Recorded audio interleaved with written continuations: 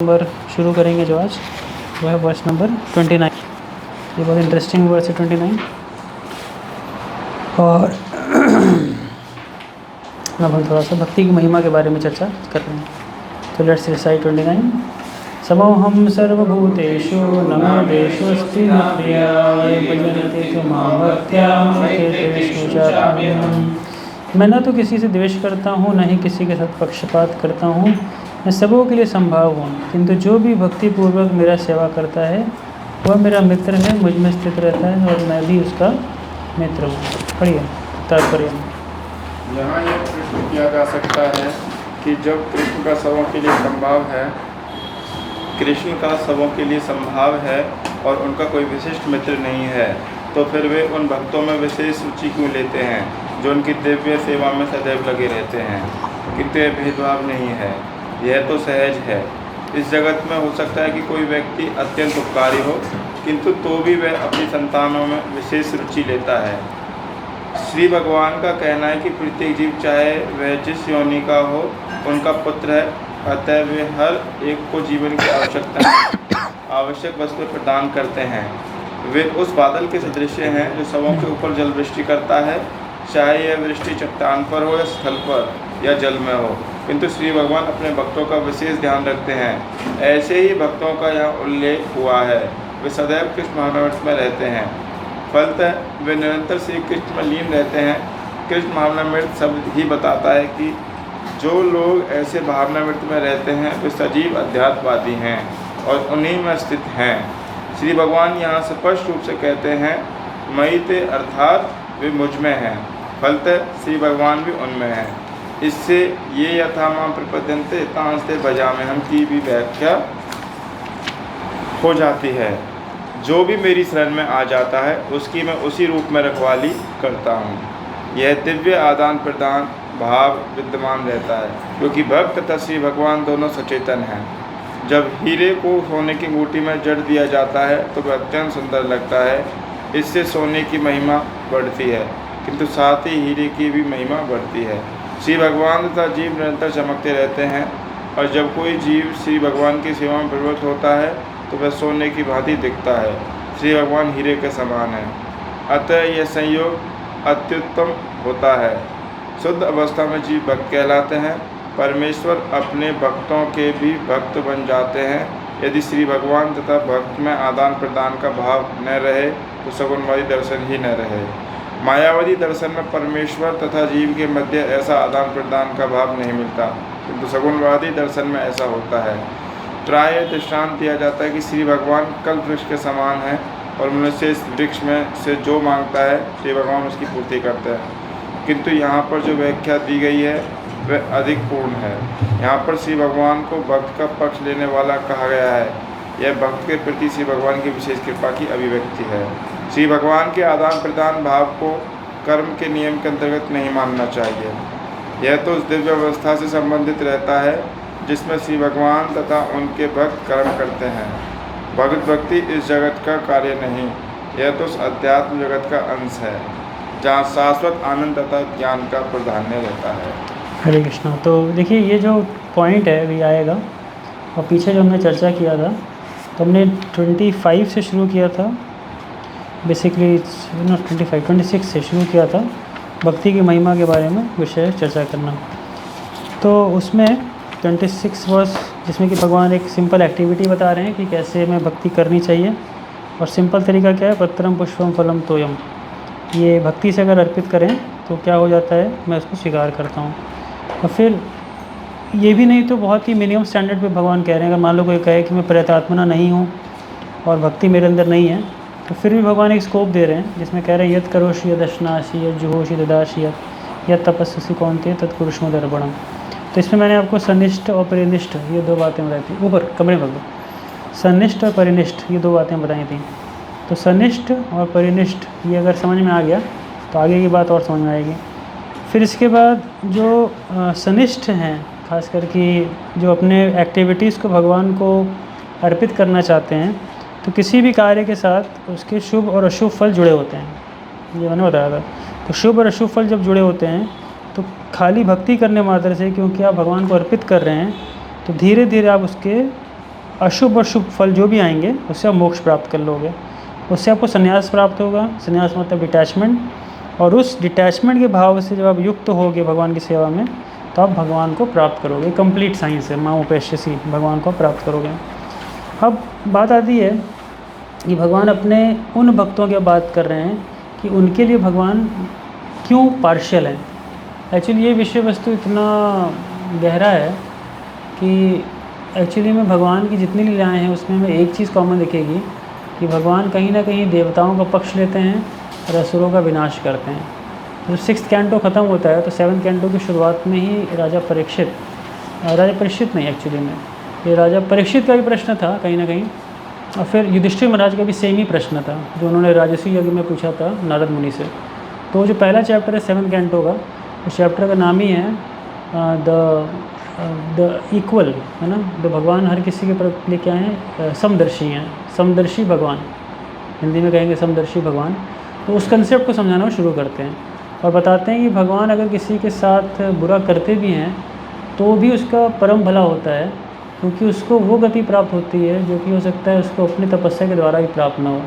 उसमें सबसे बड़ा उदाहरण शिशुपाल का आता है, क्योंकि शिशुपाल सामने सामने शरीर छोड़ा था। तो वहाँ पे जब शरीर छोड़ा था तो उसकी जो आत्मा थी भगवान के शरीर में प्रवेश कर गई थी। तो वहाँ पे एक पॉइंट बड़ा इम्पोर्टेंट है कि देखने में लगता है कि भगवान ने उसका वध किया, लेकिन भगवान ने उसको वो मुक्ति प्रदान की जो कि असुरों को भी मतलब नॉर्मली प्राप्त नहीं होगी, मतलब किसी भी योगी को भी नहीं प्राप्त होगी, टू बी वेरी प्रिसाइज। तो समदर्शिता का मतलब होता है कि भगवान हर किसी के साथ वैसा ही व्यवहार करते हैं जैसा वो व्यक्ति उनके प्रति भाव रखता है। इसी को कहते हैं ये यथा मां प्रबद्धन्ते तां सतः भजाम्यहम्। लेकिन इसी में बलदेव विद्याभूषण तो वो एक पॉइंट कोट करते हैं, बताते हैं कि एक्चुअली में भगवान समूहम सर्वभूतेषु और खाली कहेंगे ना तो इसका मतलब ये होगा कि भगवान सबके लिए इक्वल ही हैं, लेकिन एक्चुअली में इक्वल है नहीं। क्योंकि भगवान जैसे मान लो कि कल्प वृक्ष से होता है ना, तो कई बार समझ सकते हैं कि कल्प वृक्ष के समान हो गया भगवान, कि भाई जो जैसा अप्रोच करेगा भगवान को, भगवान वैसा उसके साथ रेसिप्रोकेट करेंगे। अच्छा करोगे तो अच्छा, बुरा करोगे तो बुरा, रेसिप्रोकल। बट नहीं, यहाँ पे एक एक्स्ट्रा एडवांटेज है। एडवांटेज किसके लिए है, कहते हैं ये भजन्ति तु माम भक्त्या। एक्चुअली जो लोग मेरा भजन करते हैं वो थोड़े ज़्यादा प्रिय हैं भगवान को। तो अब इस पे क्वेश्चन उठता है कि फिर ये भजन करने वाले लोग अलग कैसे हो जाते हैं, why they become very separate and very special.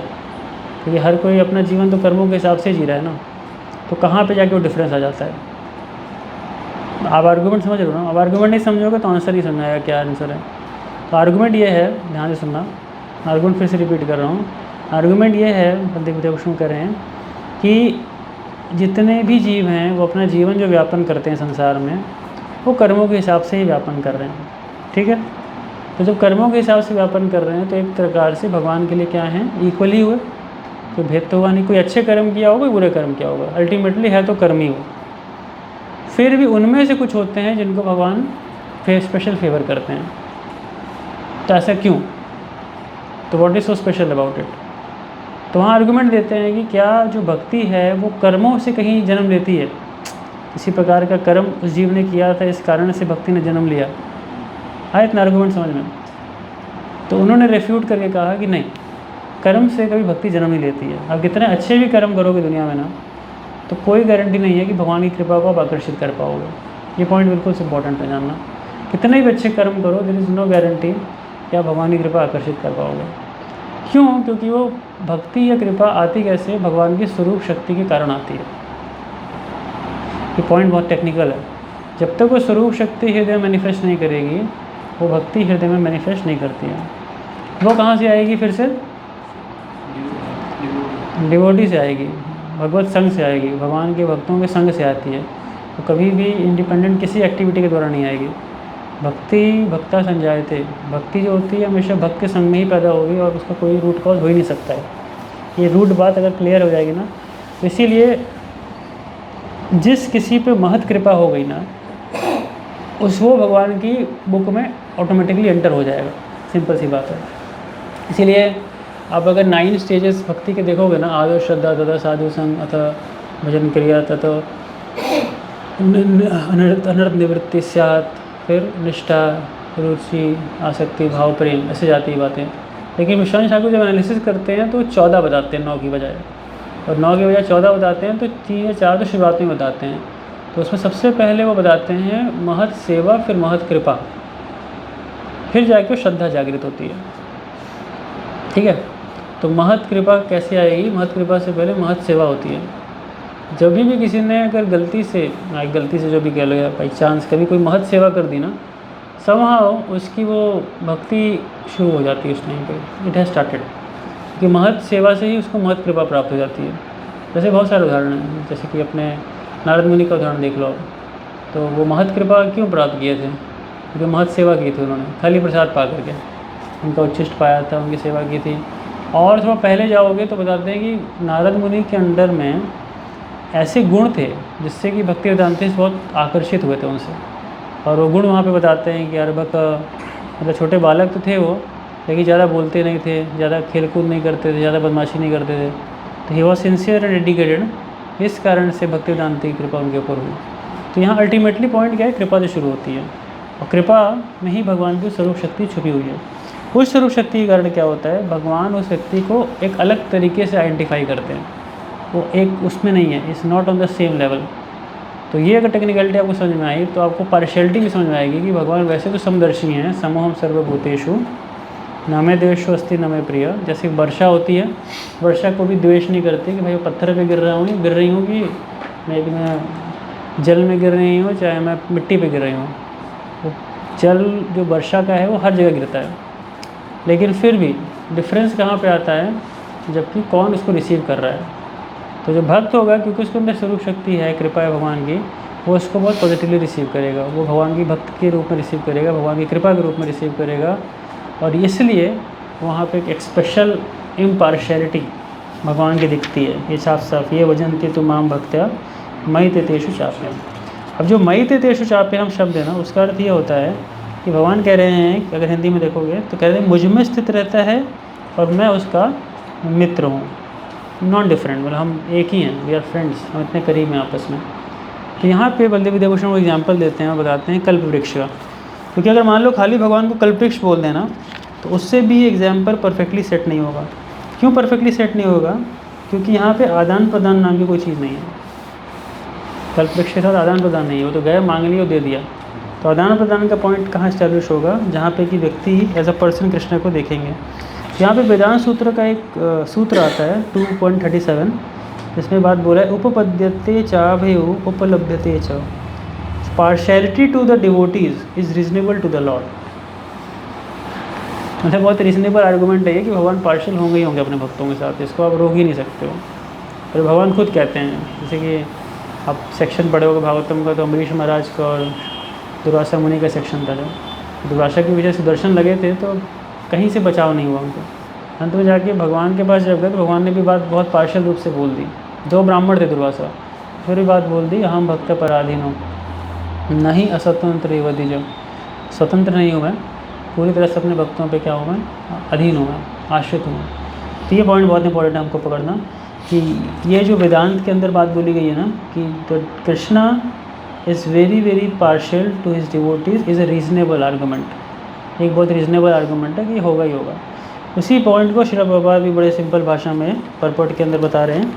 अगर आप परपट में देखोगे तो प्रभुपाद कह रहे हैं कि श्री भगवान का कहना है कि प्रत्येक जीव चाहे वह जिस योनि का हो उसका पुत्र है, अतः वे हर एक को जीवन की आवश्यक वस्तुएं प्रदान करते हैं। तो आगे उदाहरण बादल का देखते हैं। लेकिन फिर आगे कह रहे हैं, आप तीसरी लाइन में देखना, थर्ड पैराग्राफ थर्ड लाइन में, सेकंड अच्छा शुरू करते हैं फर्स्ट लाइन। यहाँ यह प्रश्न किया जा सकता है कि जब कृष्ण का सबों के लिए संभाव है और उनका कोई विशिष्ट मित्र नहीं है, तो फिर भी वे उन भक्तों में विशेष रुचि क्यों लेते हैं जो उनके दिव्य सेवा में सदैव लगे रहते हैं। तो आगे Prabhupada question mark put up कर रहे हैं और आंसर क्या लिख रहे हैं? किंतु यह भेदभाव नहीं है तो सहज है, ये सहज बात है। और उदाहरण दे रहे हैं कि जगत में भी हो सकता है कि व्यक्ति अत्यंत उपकारी हो, किंतु तो भी वह अपने संतानों में विशेष रुचि लेता है। यही पॉइंट यहाँ पे भगवान को, ठीक है, कितना क्लियर हुआ, समझ आया? हाँ, महत मतलब महात्मा, महत का मतलब महात्मा होते हैं, भक्त होते हैं, साधु होते हैं। बस स्वरूप शक्ति है, बस लिख लो, भगवान की स्वरूप शक्ति है और स्वरूप शक्ति भगवान की एक शक्ति है जो हृदय मैनिफेस्ट करती है।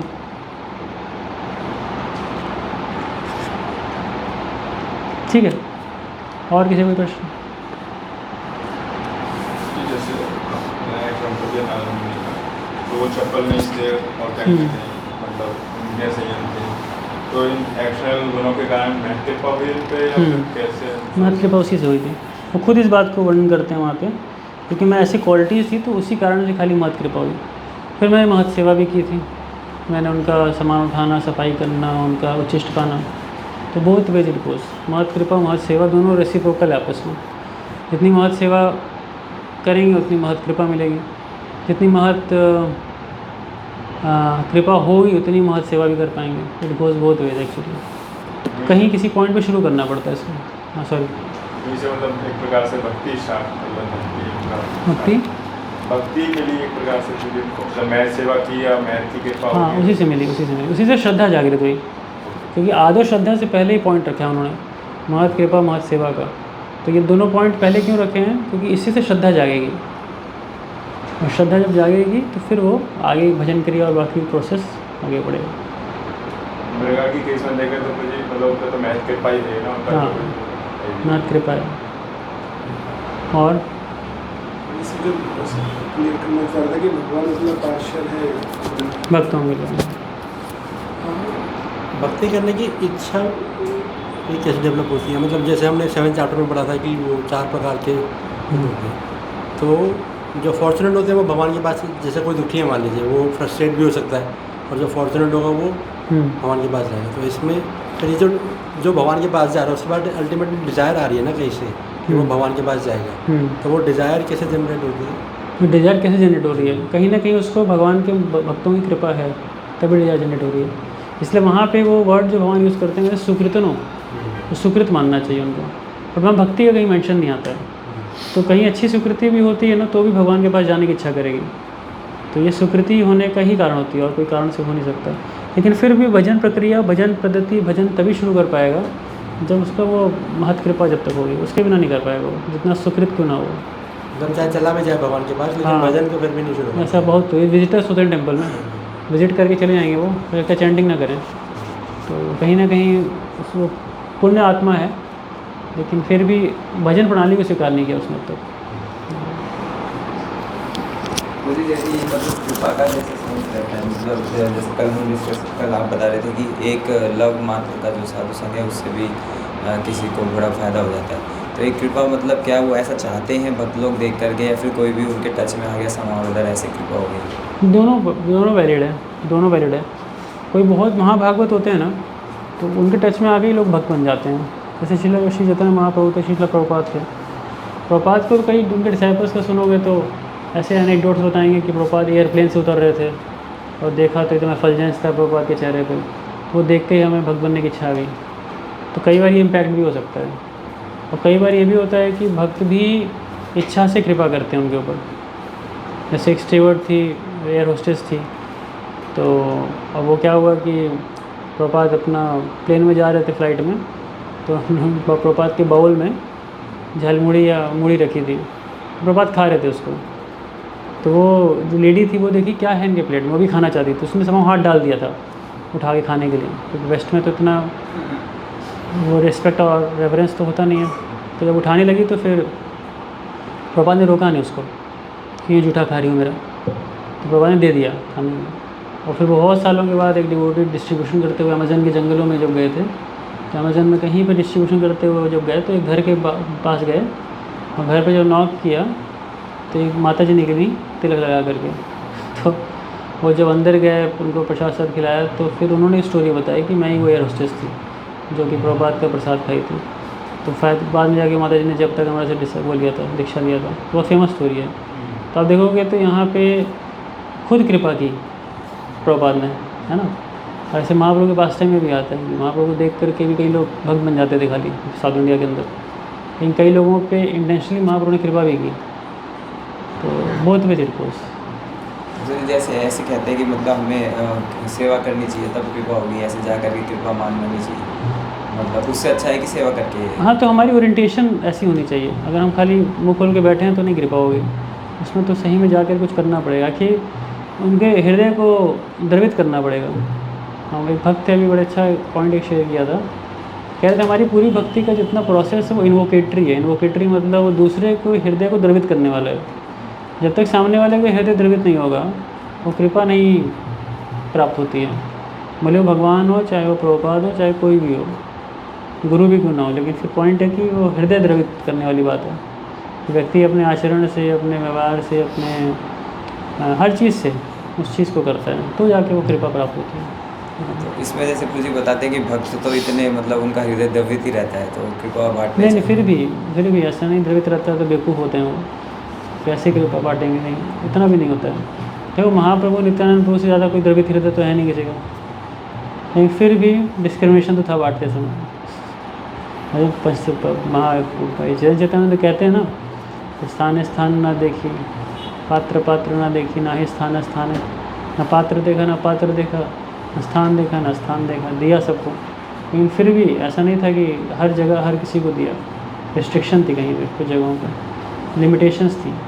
तो वो तो भाव का विषय है कि वो कृपा देना चाहते हैं, लेकिन फिर भी ये कंसिडरेशन ज़रूर होती है, दें कि ना दें। ये चीज़ ऐसी है, भक्ति को देते समय आदमी सोचता है कि इसको देने के बाद कृष्ण क्या हो जाएंगे, बाउंड हो जाएंगे उस व्यक्ति से। तो कहीं ना कहीं ये चीज़ शुरुआत के लिए क्या है, शुरुआत में जब दे भी दी जाती है ना, फिर भी महत कृपा एक ऐसी चीज़ है जिसको कॉन्स्टेंटली व्यक्ति को चाहिए होती है भक्ति को परस्यू करने के लिए भी। तो ये पॉइंट है, ठीक है। चलो आगे बढ़ते हैं नेक्स्ट में।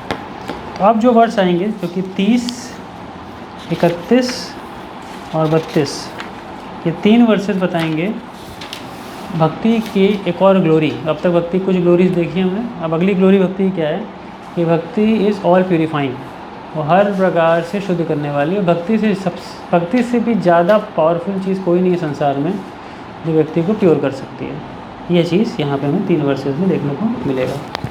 तो लेट्स रिसाइट 30। अपि चेत सुदुराचारो भजन्ते मामनन्यभाक् साधुरेव समन्तव्यं सम्यक् व्यवसितो हि सः। यदि कोई जघन्य से जघन्य कर्म करता है किंतु यदि वह भक्ति में रत रहता है तो उसे साधु मानना चाहिए, क्योंकि वह अपने संकल्प में अडिग रहता है। पढ़िए। The word sudurachara used in this verse is very significant, and we should understand it properly. When a living entity is conditioned, he has 2 kinds of activities. One is conditional and the other is constitutional. As for protecting the body or abiding by the rules of society and state, certainly there are different activities even for the devotees in connection with the conditional life, and such activities are called conditional. Beside these, the living entity who is fully conscious of his spiritual nature and is engaged in Krishna consciousness or the devotional service of the Lord has activities which are called transcendental. Such activities are performed in his constitutional position and they are technically called devotional service.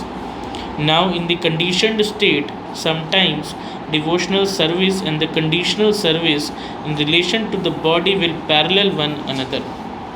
But then again, sometimes these activities become opposed to one another. As far as possible, a devotee is very cautious so that he does not do anything that could disrupt his wholesome condition. He knows that perfection in his activities depend on his progressive realization of Krishna consciousness.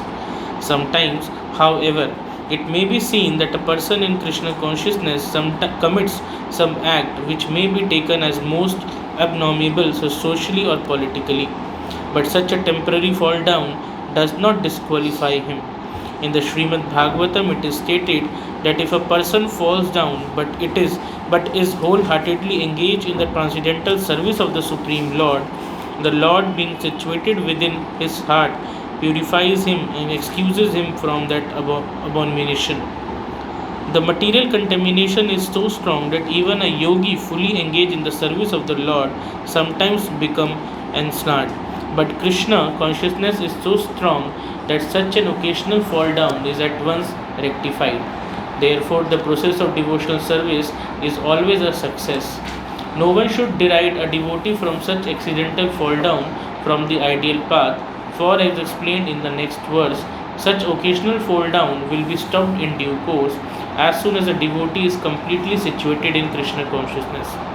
Therefore, a person who is situated in Krishna consciousness and is engaged with determination in the process of chanting Hare Krishna, Krishna Krishna, Hare Hare, Hare Rama, Rama Rama, Hare Hare, should be considered to be in the transcendental position, even if by chance or accident he is found to have fallen. The words Sadhur Eva, he is saintly, are very emphatic. They are a warning to the non-devotees that because of an accidental fall down, a devotee should not be derided. He should still be considered saintly even if he has accidentally fall down. And the word Mantavya is still more emphatic. If one does not follow this rule and derides a devotee for his accidental fall down, then one is disobeying the order of the Supreme Lord.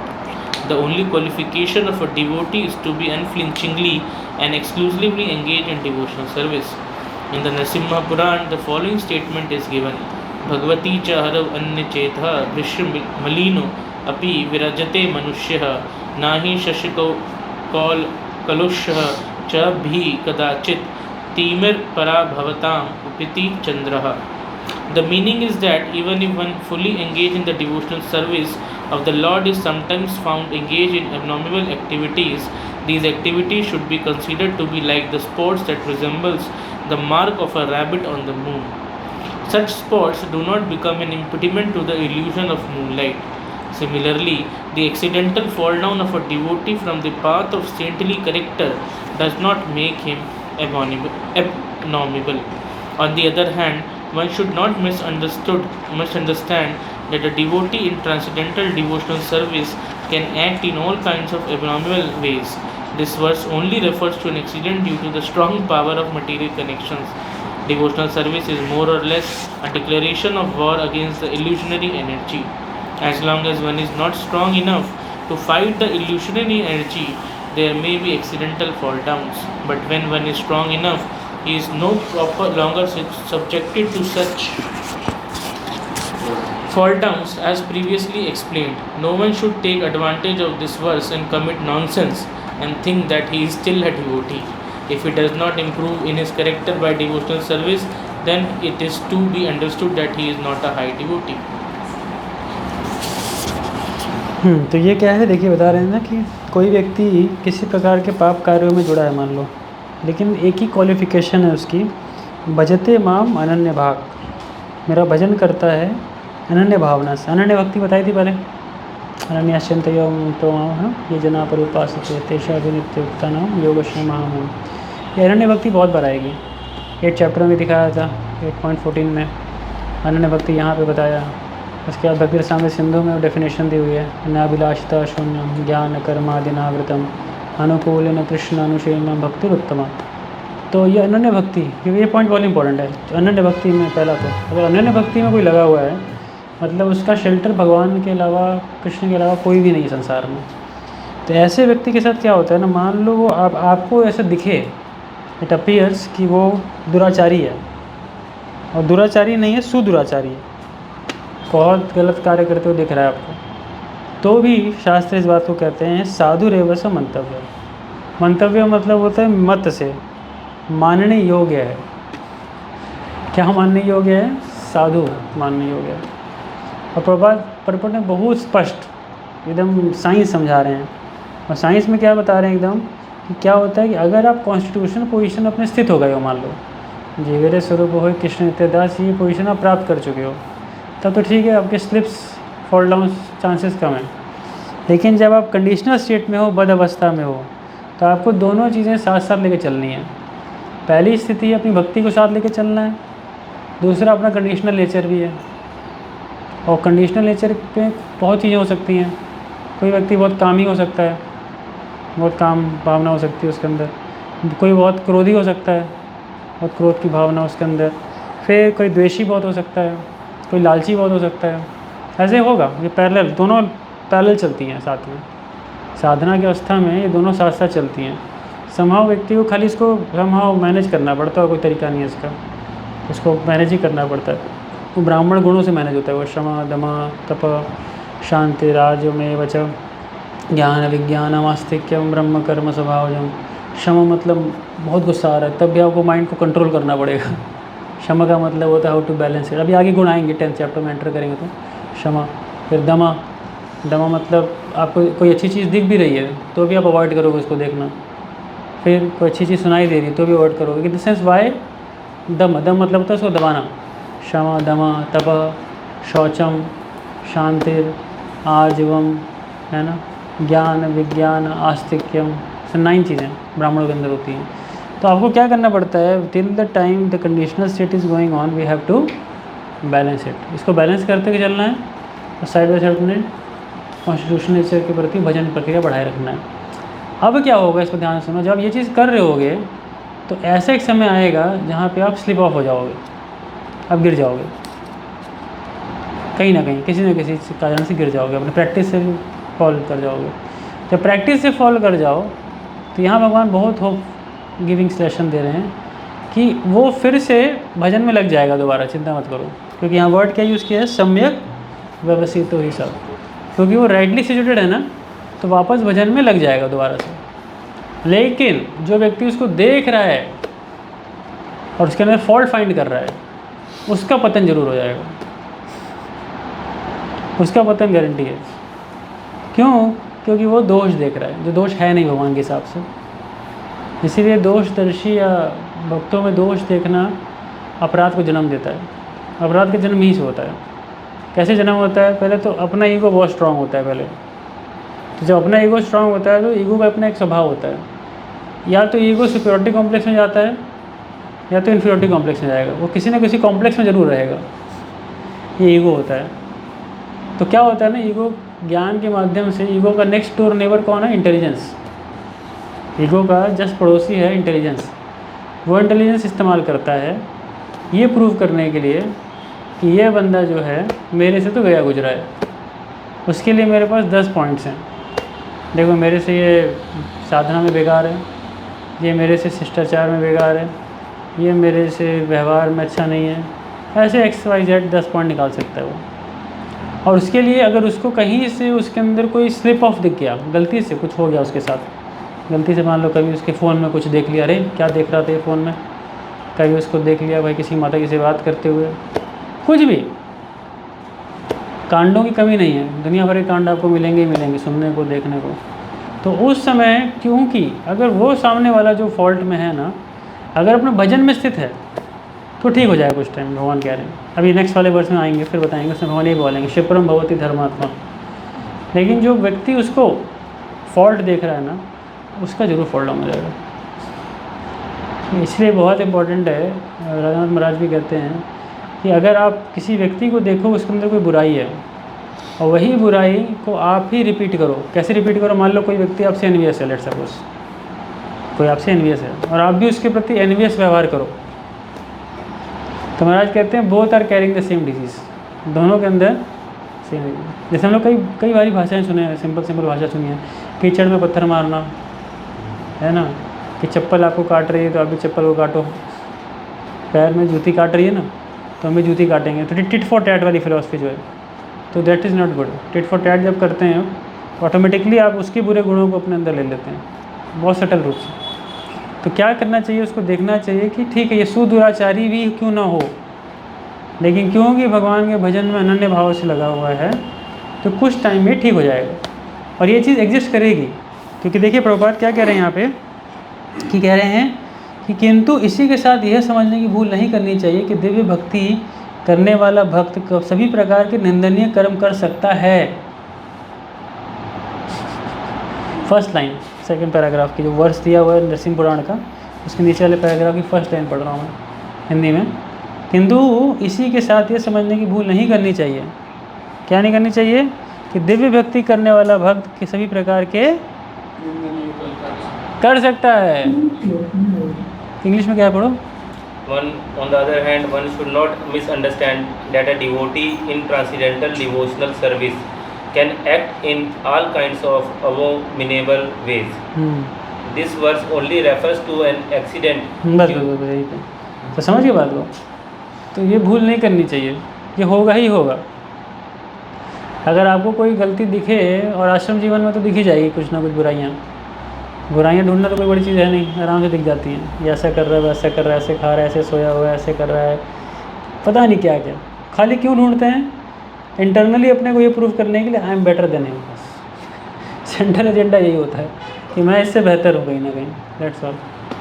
तो कितना dangerous है कि नहीं? और अबॉर्नेबल हो जाएगा, guarantee बता रहा हूँ आप लोगों को। अगर जीवन भर आश्रम में रहना है ना, इस परपट को जहन में डाल लेना चाहिए, अगर पूरे जीवन आश्रम में रहना है तो। क्योंकि जो इतने महान भक्त होते हैं हमारे आश्रम में, सभी की बात कर रहा हूँ, उनको बाहर के लोग पैर छूते हैं, बाहर के लोग उनसे आशीर्वाद लेते हैं, उनका रिस्पेक्ट करते हैं, और हम अंदर कोई वैल्यू नहीं करते उनको हम ऐसे ही समझते हैं, ऐसे ही। तो वहीं पे सारी भक्ति सूखी हो जाती है। दुनिया महत कृपा लेने के लिए मंदिर आती है, और हम ये 7 महत के रहते हुए उनसे कृपा नहीं ले पाते हैं। अब इससे बढ़कर भगवान क्या करेंगे बताओ? तो खाली अगर ये वर्ड्स को पकड़ लिया ना, तब कभी नहीं होगा, कोई दिक्कत ही नहीं, हमेशा महत कृपा मिलेगी आपको। लेकिन अगर आपने ये देखा, हमेशा फॉल्ट देखा, गलती देखी, तो ये प्रभात साफ साफ कह रहे हैं, ये होगा ही होगा। क्योंकि आप समझो सारे प्रैक्टिशनर्स हैं, जब कोई प्रैक्टिस कर रहा है तो उससे कुछ गलतियाँ हो ही जाएंगी। उसका गाना गाना, उसका कीर्तन करना, बताना घूम घूम के लोगों को, अरे प्रभु जी पता चला आपको क्या हुआ? नहीं प्रभु जी हमें नहीं पता चला। तो बताइए प्रभु जी, तो 1 घंटा प्रवचन दे देंगे वो भागवतम पे पूरा, ये हुआ, ऐसा हुआ, वैसा हुआ, वैसा। बहुत मज़ा भी, रस भी आता है ना। आश्रम जीवन का अलग रस है वो, क्योंकि भागवत में और हरि नाम में जब रस नहीं मिलता तो इसमें रस मिलता है। मैं सबकी बात कर रहा हूँ, मैं भी उसमें मिला हुआ हूँ। तो कहने का मतलब क्या पॉइंट यहाँ पे कि इससे बचना चाहिए, क्योंकि आज वो गलत दिख रहा है, क्योंकि अनन्य भाव से भजन कर रहे हैं ना भगवान का। अब कोई आर्गूमेंट दे सकते हैं, पर अनन्य भाव से कर नहीं रहा भजन, वो हमें पता है, उसका भाव कहीं और है, ये भी तो बोल सकते हैं ना भाई। तो ये तो लिमिट क्रॉस करने वाली बात हो गई फिर तो। हमें क्या पता वो अनन्य भाव से कर रहा है कि मिश्रित भाव से कर रहा है, कौन देखने जा रहा है उस चीज़ को। बट ये ज़रूर मानते हैं कि भाई जो भी वैष्णव है, यानी गृहस्थ है चाहे ब्रह्मचारी हो, अनन्य भाव से भजन जरूर करता है भगवान का। और गौड़े वैष्णव में तो अनन्य भाव ही हो सकता है, और कोई हो ही नहीं सकता है। कहाँ कौन देवी देवता की पूजा करता है? कोई कर रहा थोड़ी देवी देवता की पूजा कर रहा है, या माता पिता की फ़ोटो लगा रखा है आश्रम के अंदर पितृ पूजा कर रहा हूँ मैं, माता पिता को बोल नहीं पा रहा मैं अपने, और क्या भूत प्रेत तो कर ही नहीं रहोगे पूजा, तो बचे क्या पूजा करने के लिए फिर? चैतन्य महाप्रभु हैं, प्रभुपाद हैं, तो समझना चाहिए, बात समझिए इस बात को। अगर इस बात को समझ जाएंगे तो फिर वैष्णव से अपराध नहीं करेंगे, ठीक है? ये पॉइंट है। तो ये बात यहाँ पे भगवान कह रहे हैं, ये ऑल प्यूरिफाइंग पोटेंस की, ऑल प्यूरिफाइंग पावर है भक्ति की, कि भक्ति उसको एक दिन प्योर कर देगी, याद रखिए इस बात को। थैंक यू वेरी मच तो जी। फिर मतलब जैसे हमें तो खैर चर्चा नहीं करनी चाहिए, तो अभी कोई जैसे कोई सामने से कोई करता है, मतलब कोई इक्वल फ्रेंड है, कुछ शेयर करना चाह रहा है, तो फिर हमें मतलब कैसे उसको लेना चाहिए? अब कई बार ऐसे मन में भाव होता है कि मैं इनको बिल्कुल ही हटा दूँगा कि नहीं ऐसी बातें मत करो, तो उनको बुरा लग सकता है, और जेन्युइन प्रॉब्लम भी हो सकती है कि कुछ जो भी है मतलब आश्रम के कंसर्न से कुछ मतलब आश्रम की भलाई के लिए और भक्तों की भलाई के लिए भी कर रहा है, तो ऐसी केसेस में हमारा क्या भाव होना चाहिए मुझे उसके ऊपर? हाँ, ये देखो उसमें ना एक आर्ट ऑफ हियरिंग होता है, कैसे सुनते हैं चीज़ों को ना, वो डिपेंड करता है। ये सिर्फ चीज़ें बताई जाती हैं जब आप कभी कन्फ्लिक्ट रेजोल्यूशन करके बड़ा अच्छा कोर्स देते हैं ब्रज बिहारी को, तो वो कभी आगे चल के आप जरूर अटेंड करना। तो उसमें वो बताते हैं कि जब हम किसी से सुनते हैं कोई बात ना, तो सुनते समय हम कैसे सुनते हैं बहुत मैटर करता है, आर्ट ऑफ हियरिंग बहुत होती है उससे। तो 3 चीज़ें होती हैं, देखो ध्यान से सुनो। कि पहला होता है कि लोग आपसे बात क्या करने आए हैं। अगर वो लोगों के बारे में बात कर रहे हैं मान लो, तो समझ जाओ बड़े चीप लोग हैं वो।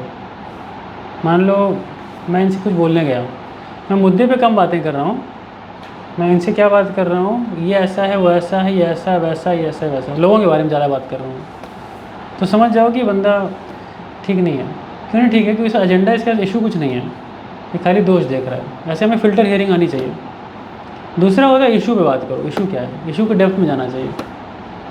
और जो हायर लेवल पे बात होती है, इशू से भी ज़्यादा वैल्यूज़ पे होती है, घटना हो क्यों रही है, किस कारण से ये चीज़ हो रही है, क्यों ब्रह्मचारी आश्रम में लोग ऐसा कर रहे हैं, क्या कमी है यहाँ पे, किसी कारण से लोग ऐसे हो रहे हैं, वो बहुत ही हाई क्लास होती है, वो बहुत डिफ़िकल्ट होता है। एटलीस्ट 2 लेवल पर जरूर होना चाहिए कि what the person is talking, is he talking about the people और is he talking about the issue. तो इशू पे लाना चाहिए। बोले प्रभु मेरे को ये मत बताओ कि वो कैसा है, आप ये बताओ पॉइंट क्या है, ऐसे बात करनी चाहिए, समझे? तो ये बेटर अप्रोच होगी। और शॉर्ट में रखना चाहिए। निंदा कभी भी कोई करे उसको बहुत रस नहीं लेना चाहिए, उसमें बस पॉइंट बताओ क्या है, उसने क्या किया तुम्हारे साथ। मान लो उसने मेरे को प्रसाद में रसगुल्ला नहीं दिया, सबको रसगुल्ला खिलाया, मेरे को छोड़ दिया, ये पार्शियलिटी है, पॉलिटिक्स हो रहा है यहाँ पे। और उसका फिर उसका लंबा परपट होता है, ऐसा हो रहा है वैसा, और आज की बात नहीं है सर, 1947 में शुरू हुआ था ये, 47 से लेके आज तक ये चलता गया है। जब हम मिले हैं हरे कृष्णा बंद हो गया हमारा, फिर ऐसे हुआ, फिर मैंने उसको गुलाब जामुन नहीं दिया तो आज वो रसगुल्ला नहीं दे रहा है मेरे को, फिर ऐसा फिर ऐसा फिर ऐसा, अरे बाप अरे बाप।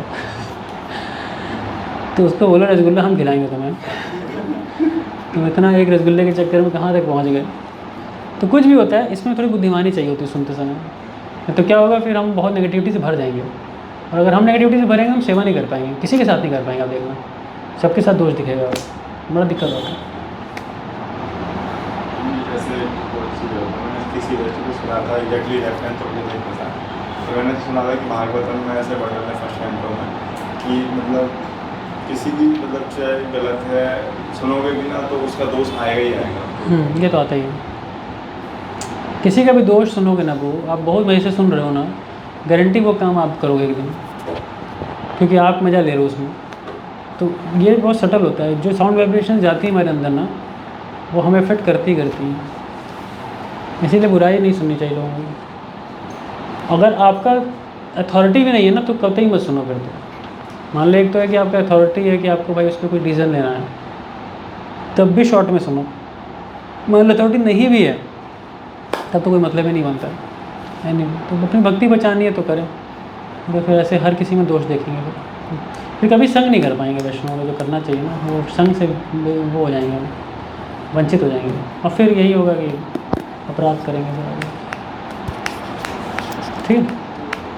हरे कृष्ण जी, जैसे बताया कि एक अनन्य से भक्ति कर रहा है तो उसके बाद कैसे मतलब फॉल डाउन हो जाता है, या तो अगर फॉल डाउन हो रहा है तो फिर अनन्य नहीं है, और होता अगर है। अनन्य है तो बिल्कुल होता है। वो फॉल डाउन क्या चीज़ होती है? फॉल डाउन होती है ब्रेक लगता है थोड़ा देर का। वो ब्रेक लगता है इसलिए कि भगवान अच्छा खासा रेक्टिफिकेशन देना चाहते हैं, सुधार। और सुधार में बहुत कुछ सिखाते हैं भगवान। जैसे राजा भरत के साथ था, राजा भरत तो इतने त्यागी थे, जब उन्होंने त्यागा था अपना घर परिवार सब कुछ, तो भागवतम में मलवत आता है, मल की तरह त्याग करके वो पुला आश्रम चले गए। कहाँ जाके फंसे? डियर से फंस गए ना। कोई कहेगा भाई वहाँ कौन सा अपराध किया था उन्होंने? इसका इतिहास एक था, उसका इतिहास एक ये था कि उन्होंने पूर्व जन्म में एक अपराध किया था, जिसके कारण वो रिएक्शन अगले जन्म में आया, और उनको हिरण से आसक्ति हो गई। बताओ, फिर भी उनके साथ जो हुआ सो हुआ, वो भगवान और उनका पर्सनल मैटर है, उससे हम खाली शिक्षा ले सकते हैं। शिक्षा ये ले सकते हैं कि भाई अंत समय तक हमें भक्तों का संग बनाए रखना, ये प्रपादी परपड़ में लिखते हैं।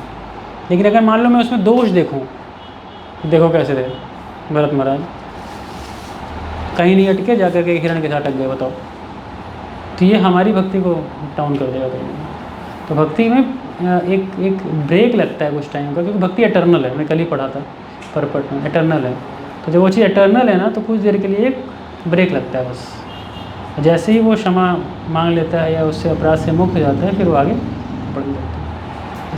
तो जैसे आपने बताया जो ब्रेक लगता है, तो इसका मतलब उस ब्रेक के अंदर उसकी प्रायोरिटी भगवान हट के कुछ और हो गई है, तो फिर वहाँ पे तो अनन्य पार्ट हट ही गया फिर।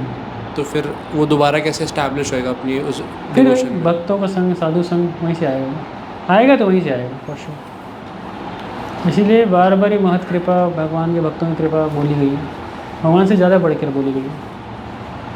तो भरत महाराज के केस में क्या था कि ऑलरेडी वो भाव की स्थिति पे थे, तो उनको अपना स्मरण पूरा था। तो हिरण की बॉडी में भी भगवान ने स्मरण नहीं खोया था उनका, जो भी आगे आएगा बताएंगे। तो स्मरण नहीं खोया था। जब स्मरण नहीं खोया था तो नेक्स्ट लाइफ जो जड़ भरत आए थे, तो जड़ भरत के फॉर्म में उन्होंने सारी मेमोरी याद थी। तो उन्होंने बस ये सोचा कि इस लाइफ में गलती नहीं करनी है, और नॉन डिवोटी एसोसिएशन तो करना ही नहीं बिल्कुल। तो इवन इस लेवल तक नॉन डिवोटी एसोसिएशन की बात थी कि अपने पिताजी का भी संग नहीं किया उन्होंने। तो ये था। मुझे अगर उस सिचुएशन में से सपोज फॉल डाउन हो गया, अब डिवोटीज उसको समझाने की कोशिश कर रहे हैं, बताने की कोशिश कर रहे हैं, उसको एसोसिएशन दे रहे हैं एक तरीके से उसके अपलिफ्टमेंट के लिए, बट वही उनसे एंटी हो रहा है। नहीं, फिर तो नहीं देना चाहिए। इसी को उपेक्षा बोलते हैं। इसीलिए एक मध्यम अधिकारी को पता होना चाहिए कि 4 लेवल के लोगों से कैसे एसोसिएट किया जाए। तो उसमें बताते हैं कि ईश्वर तदधिनेशु बालिशेषु दिशश्चु च प्रेम मैत्री कृपा उपेक्षा यह करोति स मध्यमा। तो जो द्वेषी होते हैं ना, जो वैष्णव से द्वेष करने लग जाते हैं, उनकी उपेक्षा कर देनी चाहिए फिर। उसकी भक्ति के लिए बेस्ट है वो, क्योंकि it is feeding milk to the snake. बस ये समझते हैं, दोगे तो दूध पीने को, लेकिन वो जहर का काम कर रहा है। तो कुछ देर उसको ब्रेक दो, वो let him reflect himself, recollect himself, तब हो गया। जैसे गोपाल चैपल के साथ जब उसने अपराध किया था शिवास ठाकुर के प्रति, तो प्रसंग अगर पढ़ोगे, जब उन्होंने अपराध किया था तो नदिया में महाप्रभु थे और उस अपराध के कारण उसको कोढ़ हुआ। फिर क्या हुआ, कोढ़ हो गया तो गांव के बाहर कुलीना ग्राम में पेड़ के नीचे रहा करता था। पता है उस पर कृपा कब हुई?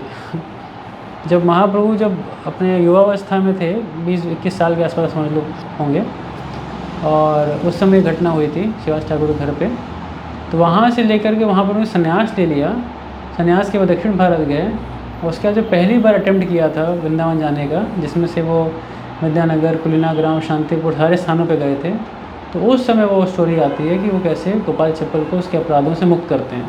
तो 7 से 8 साल, 7 to 8 ईयर्स आप सोचते हो। वैसे देवानंद पंडित का आता है, तो देवानंद पंडित ने अपराध किया था, तो फिर आगे जाके देवानंद पंडित ही आगे जाके वो बनते हैं देवकी नंदन ठाकुर, बाद में जाके उनका नाम पड़ता है। तो फिर भी वो अपराध क्षमा कब हुई थी? जब उन्होंने वक्रेश्वर पंडित के प्रति सेवा की थी उनकी। बहुत ही ब्यूटीफुल स्टोरी अपने आप में। तो कहने का मतलब देखो, अपराध का साइंस क्या, अपराध किसी के लेने से नहीं होता है। ऐसा नहीं कि प्रभु जी इनको हम सर्व कर रहे थे रसगुल्ला, इनको रसगुल्ला नहीं दिया, अब ये अपराध ले लिए, प्रभु जी अपराध कर रहे हैं हमारे प्रति रसगुल्ला ना दे करके। वो अपराध नहीं है। क्यों नहीं है? कि ख़त्म हो चुका है। तो व्यक्ति ने अपने मन से, अपनी इच्छा से नहीं इनके प्रति अपराध किया, वो स्थिति ऐसी है। और अपराध एक्चुअली क्या होता है? इंटेंशनल होता है हमेशा, सोच समझ के पूरा प्लानिंग के तहत किया जाता है। और उसमें गोपाल चैपल सबसे वो प्रोमिनेंट थे, वो थे। देवकी नंदन ठाकुर ने किया।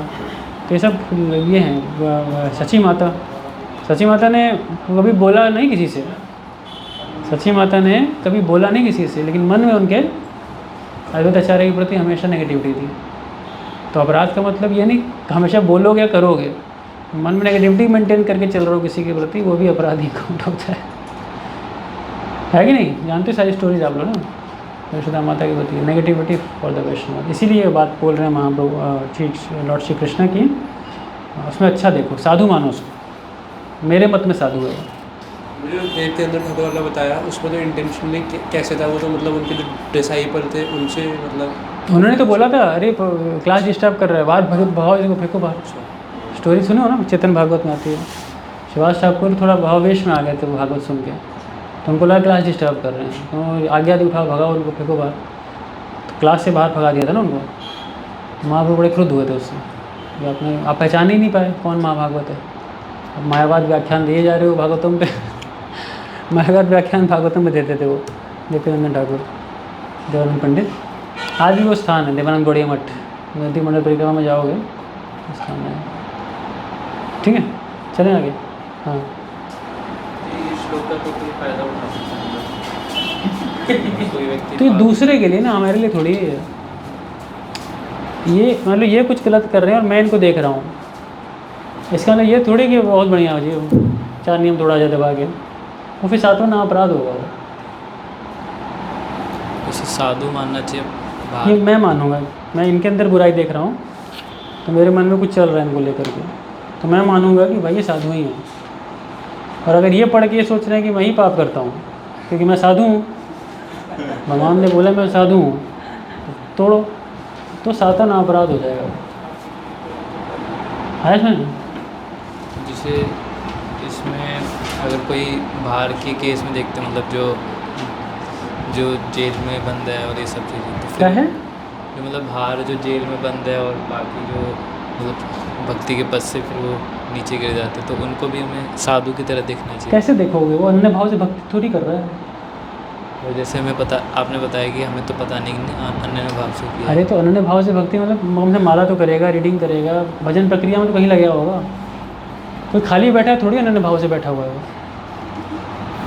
यार मतलब कुछ तो साइंस लगाओ, मतलब चैंटिंग, रीडिंग, हियरिंग, साधना भक्ति की बेसिक्स कर रहे हैं, पंच 5 मूल भक्ति है ना वो कर रहा है, नवदा भक्ति कुछ तो कर रहा है। मैं उसके भाव नहीं समझ सकता बट एक्टिविटी तो देख सकता हूँ।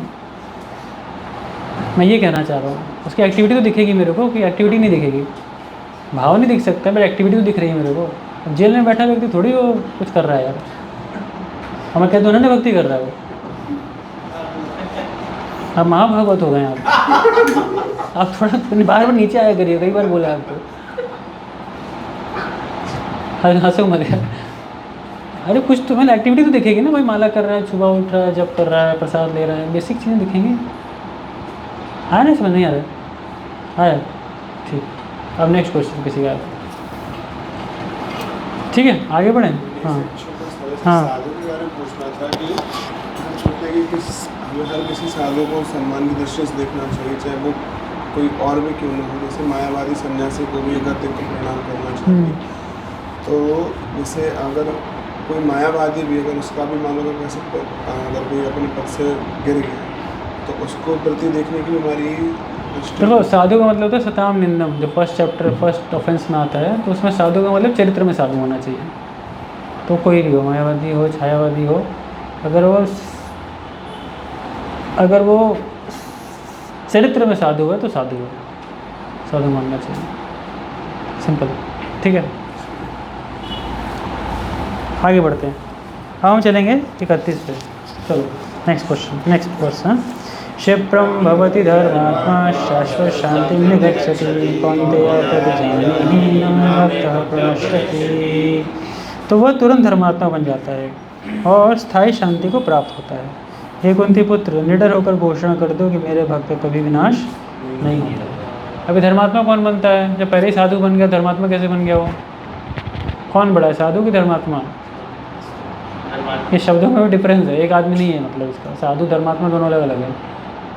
कौन बड़ा है कौन छोटा, दोनों का तात्पर्य बताइए क्या है? साधु का क्या है, धर्मात्मा का क्या है? बोलिए। ये उनके पास टाइम से आपने जो बताया था तीनों ठाकुर जी की, उनको ये वर्ष नहीं आ रहा था। इनको नहीं आ रहा था भक्तिनाथ ठाकुर को कि कैसे धर्मात्मा और साधु, तो उस पर भक्तिनाथ ठाकुर को नहीं आ रहा था, मतलब फास्टिंग किया था 3 दिन के लिए। तो आधी स्टोरी पता है। चलो मैं ये आंसर तो भक्तिनाथ ठाकुर तो ठीक ठाक बोला नहीं, आंसर ही गलत है, स्टोरी शुरुआत गलत है, तो इनको तो गलत बोला है। भक्तिनाथ ठाकुर तो याद है आपको, स्टोरी याद नहीं है। इसमें किसी साधु बढ़ा है क्योंकि साधु के गुण दिखते हैं कि पिछवा करोगे। हाँ बहुत अच्छा बोला ना, साधु बड़ा है कि साधु में गुण है। वो कौन से गुण हैं? धर्म को अनुशीलन करने वाले गुण हैं पहले से साधु में। धर्मात्मा पुरुष वो है कि वो भी धर्म पालन करेगा। धर्म आत्मा मतलब he just about to follow the dharma, the code of religion, religious principles, धर्म के आधार पे खड़ा है। साधु को ज़्यादा बड़ा माना गया धर्मात्मा से। अब इन्होंने छेड़ दिया वाला पॉइंट, तो बताते हैं स्टोरी क्या है पहले तो आधी स्टोरी थी, कंप्लीट स्टोरी नहीं थी। स्टोरी ये थी कि गीता का ये वर्ष एक्चुअली में नहीं इसका अर्थ पता था देवताओं को। तो देवता लोग बड़े कंफ्यूज थे इस वर्ष को लेके। क्या कन्फ्यूजन थी? कन्फ्यूजन सुन ले पहले। कन्फ्यूजन ये थी कि अगर भगवान पिछले वर्ष में बोल रहे हैं कि वो साधु हो चुका है, उसको साधु मान लो, तो वो बहुत जल्दी धर्मात्मा बन जाएगा, ये कैसे संभव है? अगर वो ऑलरेडी भगवान ने कह दिया कि उसको साधु मान लो, तो क्वेश्चन आता है कि फिर वो धर्मात्मा बहुत जल्दी बन जाएगा। तो लॉजिक समझ रहे हो? हाउ इज इट पॉसिबल, कैसे वो चीज़ हो सकती है? मतलब कहने का मतलब है कि ऑलरेडी इसको मान लो कि 12th क्लास में आ चुका है, और फिर अगले वर्ष में मैं कह रहा हूँ जल्दी ही 8वीं क्लास में आ जाएगा ये। तो क्या मतलब हो गया भाई? जब 12th में आ ही चुका है वो, तो 8वीं में आ जाएगा, क्या मतलब हुआ? तो ये दो अलग अलग लोगों की बातें हो रही हैं यहाँ पे, दो अलग अलग लोगों की बातें हो रही हैं। हमेशा जब फिलॉसफी पढ़ते हैं तो उसमें सीयर एंड द सीन, कौन देख रहा है और किसको देख रहे हैं, ये बहुत मैटर करता है। ठीक है, फिलॉसफी में सीयर एंड द सीन, मैं इस दीवार को देख रहा हूँ, तो इसको मैं देख रहा हूँ, देखने वाला कौन है? मैं हूँ। जैसे कर्तु पद और कर्म पद संस्कृत में पढ़ा है, या उसमें कहते हैं इंग्लिश में भी subject and the object, subject object, seer seen, कर्तु पद कर्म पद, ऐसे होता है ना अलग अलग। तो इसका कॉन्टेक्स्ट है यहाँ पे। तो यहाँ पे बात क्या हो रही है? अब इतना बड़ा कन्फ्यूजन देवताओं को था, तो उन्होंने भक्तिनाथ ठाकुर से कंसल्ट करने का सोचा। और ये स्टोरी मैंने सुनी है, भक्तों से, बट मेरे पास रेफरेंस मत पूछना कहाँ लिखी है। और ऑथराइज डिवोटी से सुनी है सारी स्टोरीज, 2 लोगों से भी सुनी मैंने ये। एक तो परम पूजनीय भक्ति आशा वैष्णव महाराज से भी सुनी है, और परम पूजनीय भक्ति पद्म सौरभ प्रचारक महाराज से भी सुनी है। और रेफरेंस मेरे पास दोनों कहाँ से बोले नहीं पता मेरे, क्लियर कर दे रहा हूँ बोलने से पहले। तो हुआ क्या कि फिर जब एक डाउट देवताओं के उसमें था, प्रश्न था, तो उनको लगा ये डाउट क्लियर कौन करेगा हमारा। तो पता चला अभी धाराधाम पे एक ही महाभागवत हैं जो कि गौतम द्वीप में निवास करते हैं, उनका नाम है शिला भक्ति विनोद ठाकुर। उनके पास चलना पड़ेगा, चल के उनसे संशय दूर करना पड़ेगा। तो जब उनके पास पहुँचे तो रात का समय था। शिला भक्ति विनोद ठाकुर का शेड्यूल आप जानते ही हो, क्या शेड्यूल होता था कि 10 से 4 तक लिखते थे वो, शाम को सोते थे 7 से 10, 7:30 से 10। तो 4 से 4:30 आधे घंटे का ब्रेक लेते थे वो। तो जो आधे घंटे का ब्रेक लिया था उसी में वो लोग क्वेश्चन आंसर पूछने आए थे। तो उस समय निद्रा में थे, he was in a slip, उस समय स्लीप में थे, सो रहे थे। तो उठे नहीं, 6 साढ़े 6 बजे तक का समय हो गया भक्ति विनोद ठाकुर। तो पहले दिन मॉर्निंग प्रोग्राम छूट गया उनका। तो घर वालों में थोड़ा वो हो गया कि भाई कैसे भक्ति विनोद ठाकुर उठे नहीं आज, तबीयत ठीक तो है, क्या हो गया उनको। तो जब हुआ तो उठने के बाद फिर उनसे पूछा गया क्या हुआ, तो फिर उन्होंने इस बात को रिवील किया कि देवी देवता आए थे मेरे पास, उनका यही डाउट था इसी दोनों क्वेश्चन को लेकर कि अगर कोई स्टूडेंट 12वीं क्लास में पहुंच चुका है तो 8वीं में पहुंच जाएगा, ये कैसे पॉसिबल है। तो आंसर सुनिए उसका जो भक्ति विनोद ठाकुर ने दिया था। आंसर ये है, जो पहला वाला पॉइंट है ना, जो पहला वर्ष, इससे पहला वाला वर्ष है, उसमें भगवान ये कह रहे हैं कि अपि चेसु दुराचारो भजन्ते माम अनन्य भाव। मान लो ये अनन्य भाव से भजन कर रहे हैं भगवान का, हैं बहुत बड़े दुराचारी है, लेकिन फिर भी मुझे इनको साधु मानना चाहिए। तो होगा क्या, क्योंकि मैं इनको खाली साधु मानूंगा, मैं इनको खाली साधु मानूंगा तो बहुत जल्दी मैं धर्मात्मा बन जाऊंगा। खाली इनके अंदर अच्छा देखने मात्र से मैं क्या हो जाऊंगा, मैं धर्मात्मा बन जाऊंगा। भजन वजन नहीं कर रहा अभी मैं अभी अनन्य भाव से भक्ति नहीं कर रहा हूँ, लेकिन फिर भी क्योंकि मेरा देखने का तरीका अच्छा है इनके प्रति, उसी से मैं भक्ति में एलिवेट हो जाऊँगा। क्षिप्रम भवति धर्मात्मा शाश्वत शाते में कौन ते प्रति जान ही न में भक्त प्रणश्यति। ऐसे भक्तों का कभी नाश नहीं हो, भगवान ये तक करें। That is the beauty of भक्ति, यही ग्लोरी है भक्ति की। ये जो बताना चाह रहे हैं कि कोई पापी भी हो तो वो भी बचेगा, और जो भजन प्रक्रिया में नहीं भी लगा है, दूसरा भजन कर रहा है, उसके भजन को देख के खुश हो रहा है, तो वो भी भक्ति में लिपट है। दिस इज़ भक्ति, दिस इज़ ग्लोरी ऑफ भक्ति। ये भक्ति की महिमा सोची कहाँ मिलेगी, इतनी महान भक्ति। इसीलिए कुंती ब्राह्मणी, इसका एक और रेफरेंस नोट कर लीजिए 1836। इसमें कुंती ब्राह्मणी बात बोलती हैं, शन्वन्ति गायन्ति गृह्णन्ति अभिक्षुनाशा स्मरणन्ति नन्दन्ति तवे हितं जना तैव पश्यन्ति अचिरेण तावकं भव प्रवाहो परमा पदं भुजम। बहुत सुंदर वर्ष है। तो कहती है शन्वन्ति गायन्ति गृह्णन्ति अभिक्षुनाशा स्मरणन्ति नन्दन्ति। नन्दन्ति शब्द का मतलब पता है क्या होता है, दूसरों की भक्ति को देख के भी अगर आप खुश हो रहे हो ना आप, तो भी बहुत जल्दी भगवान को प्राप्त कर लोगे आप। मान लो श्रवण नहीं कर रहे, कीर्तन नहीं कर रहे, स्मरण नहीं कर रहे, यानी कुछ भी नहीं कर रहे, लेकिन अगर आप दूसरों की भक्ति देख के खाली खुश हो, आप देखना गारंटी आप बहुत बड़े भक्त बन जाओगे। और मान लो आप ये सब कर रहे हो, उसके साथ खाली एक्स्ट्रा एलिमेंट ऐड कर दो कि दूसरों की भक्ति को देख के खुश हो जाओ, बस तब तो कहना ही क्या आपका, तब तो इतने एडवांस करोगे भक्ति में, उसका कोई सीमा नहीं है। ये है दूसरों के प्रति, खाली भक्ति के प्रति अप्रिसिएशन रख लो, सामने वाला जो कर रहा है उसकी भक्ति को देख के अप्रिसिएशन कर लो। और हमारी जो भागवतम भी पढ़ोगे ना, गोपियों की यही मानता थी, गोपियाँ हर चीज़ को अप्रिशिएट कर रही हैं। आप कभी वो पढ़ना सॉन्ग ऑफ फ्लूट, वेणुगीत पढ़ो, वेणुगीत में इतना अच्छे से ग्लोरिफिकेशन गोपियों ने किया है हर चीज़ का, वो एक वहाँ के मौसम का, वहाँ के वेजिटेशन का, वहाँ के क्लाइमेट का, क्लाइमेट तो हो ही गया कवर, वहाँ के जल का, वहाँ के पशु का, वहाँ के भंवरे का, वहाँ के फ्लूट के भगवान का, कुछ नहीं तो अप्रिशिएशन में राधा रानी कह रही है गोवर्धन का महिमा है कि नहीं। हंताय मध्य रबला हरिदास्य वर्यो यद राम कृष्ण चरण स्पर्श प्रमोद मानम तनोति सह गो गणयोस्तयोर्यत् पाणीय सुयवास कंदर कंदमूल। हंताय, हंता मतलब अरे अबलाओं देखो कितना महान भक्त है ये गोवर्धन भगवान का, है कि हरिदास से वर्यो, ये नाम दिया राधा रानी ने गोवर्धन को, इतना महान भक्त है हरि का ये। क्यों हरिमान जी? मानम तनोति, सबका सम्मान करता है। क्या जो भगवान हैं, भगवान के साथ गोप ग्वाल बाल सब आए उनका, और कैसे सम्मान कर रहे हैं? सेवा के माध्यम से। पाणी सुयवा सिकंदर कंदमूलम, ये है भक्ति के साइंस। अगर भक्ति को खाली भक्ति में व्यक्ति को, और भक्ति में जो व्यक्ति के अंदर वो भक्ति प्रकट हो रही है ना, दिख रही है, उसको ग्लोरीफाई खाली कर लो, हो जाएगा आपको। इतनी महान है भक्ति, इसलिए बात समझा रहे हैं भगवान यहाँ। ठीक है ना, चलो आगे बढ़ें। कोई प्रश्न है? जैसे आपने बताया कि वो व्यक्ति धर्मात्मा बनेगा जो कुछ नहीं कर रहा है, कोई एक्टिविटी साधना व्यक्ति कुछ नहीं कर रहा, कुछ नहीं करना, बहुत दूसरों को अप्रिशिएट करना बहुत बड़ी बात होती है। वही मैं कह कुछ रहा हूँ, ऐसा नहीं कर रहा है, जब उसको कोई फिलॉसफी ही नहीं पता और वो सामने वाले में दोष देख रहा है, इवन जब हमें नहीं देख philosophy रहा है। पता है, नहीं हमें फिलॉसफी पता है, हम दोष देख लेते हैं, तो जिसको कुछ पता ही नहीं वो तो डेफिनेटली मतलब दोष देखेगा ही नहीं। वो कैसे मतलब रह सकता है? कैसे दोष देखेगा? नया आदमी कितने अप्रिशिएट करता है? नहीं, लेकिन उसे दिख रहा है कि सामने व्यक्ति कुछ कोई दोष नहीं देखता है। गलत काम कर रहा है। हो ही नहीं सकता है। आप किसी इनोसेंट आदमी को देखोगे ना, मैंने देखा इनोसेंट आदमी जो होगा ना, सच्चा हृदय से, आप किताब बांटोगे गेट सड़क पे, गाड़ी रोक के पैर छूता आ गया, ऐसे भी लोग मिलते हैं। यानी भी उस टाइम पे तो अच्छा काम ही कर रहा है ना, तो वो तो फिर अप्रिशिएट करेगा ही। अरे हर आदमी थोड़ी पैर छू रहा है आपका। नहीं नहीं, हर नहीं छोड़ा, लेकिन कोई अपने एक्सेप्शन बोले ना। इससे मेरा क्वेश्चन, अरे मैं कह रहा हूँ, जिसने थोड़ा सा भी अप्रिशिएट किया ना भक्ति को, वो बहुत आगे जाएगा, ये पॉइंट समझो। मैं ये नहीं कह रहा संसार सारा ये काम करेगा आपके साथ। Are able to appreciate what appreciation means. Appreciation क्या होता है समझ रहे हो? मैं समझ गया, लेकिन आपने क्वेश्चन बोला कि even after seeing fault he will appreciate. मेरा क्वेश्चन हो गया, yes, he will appreciate.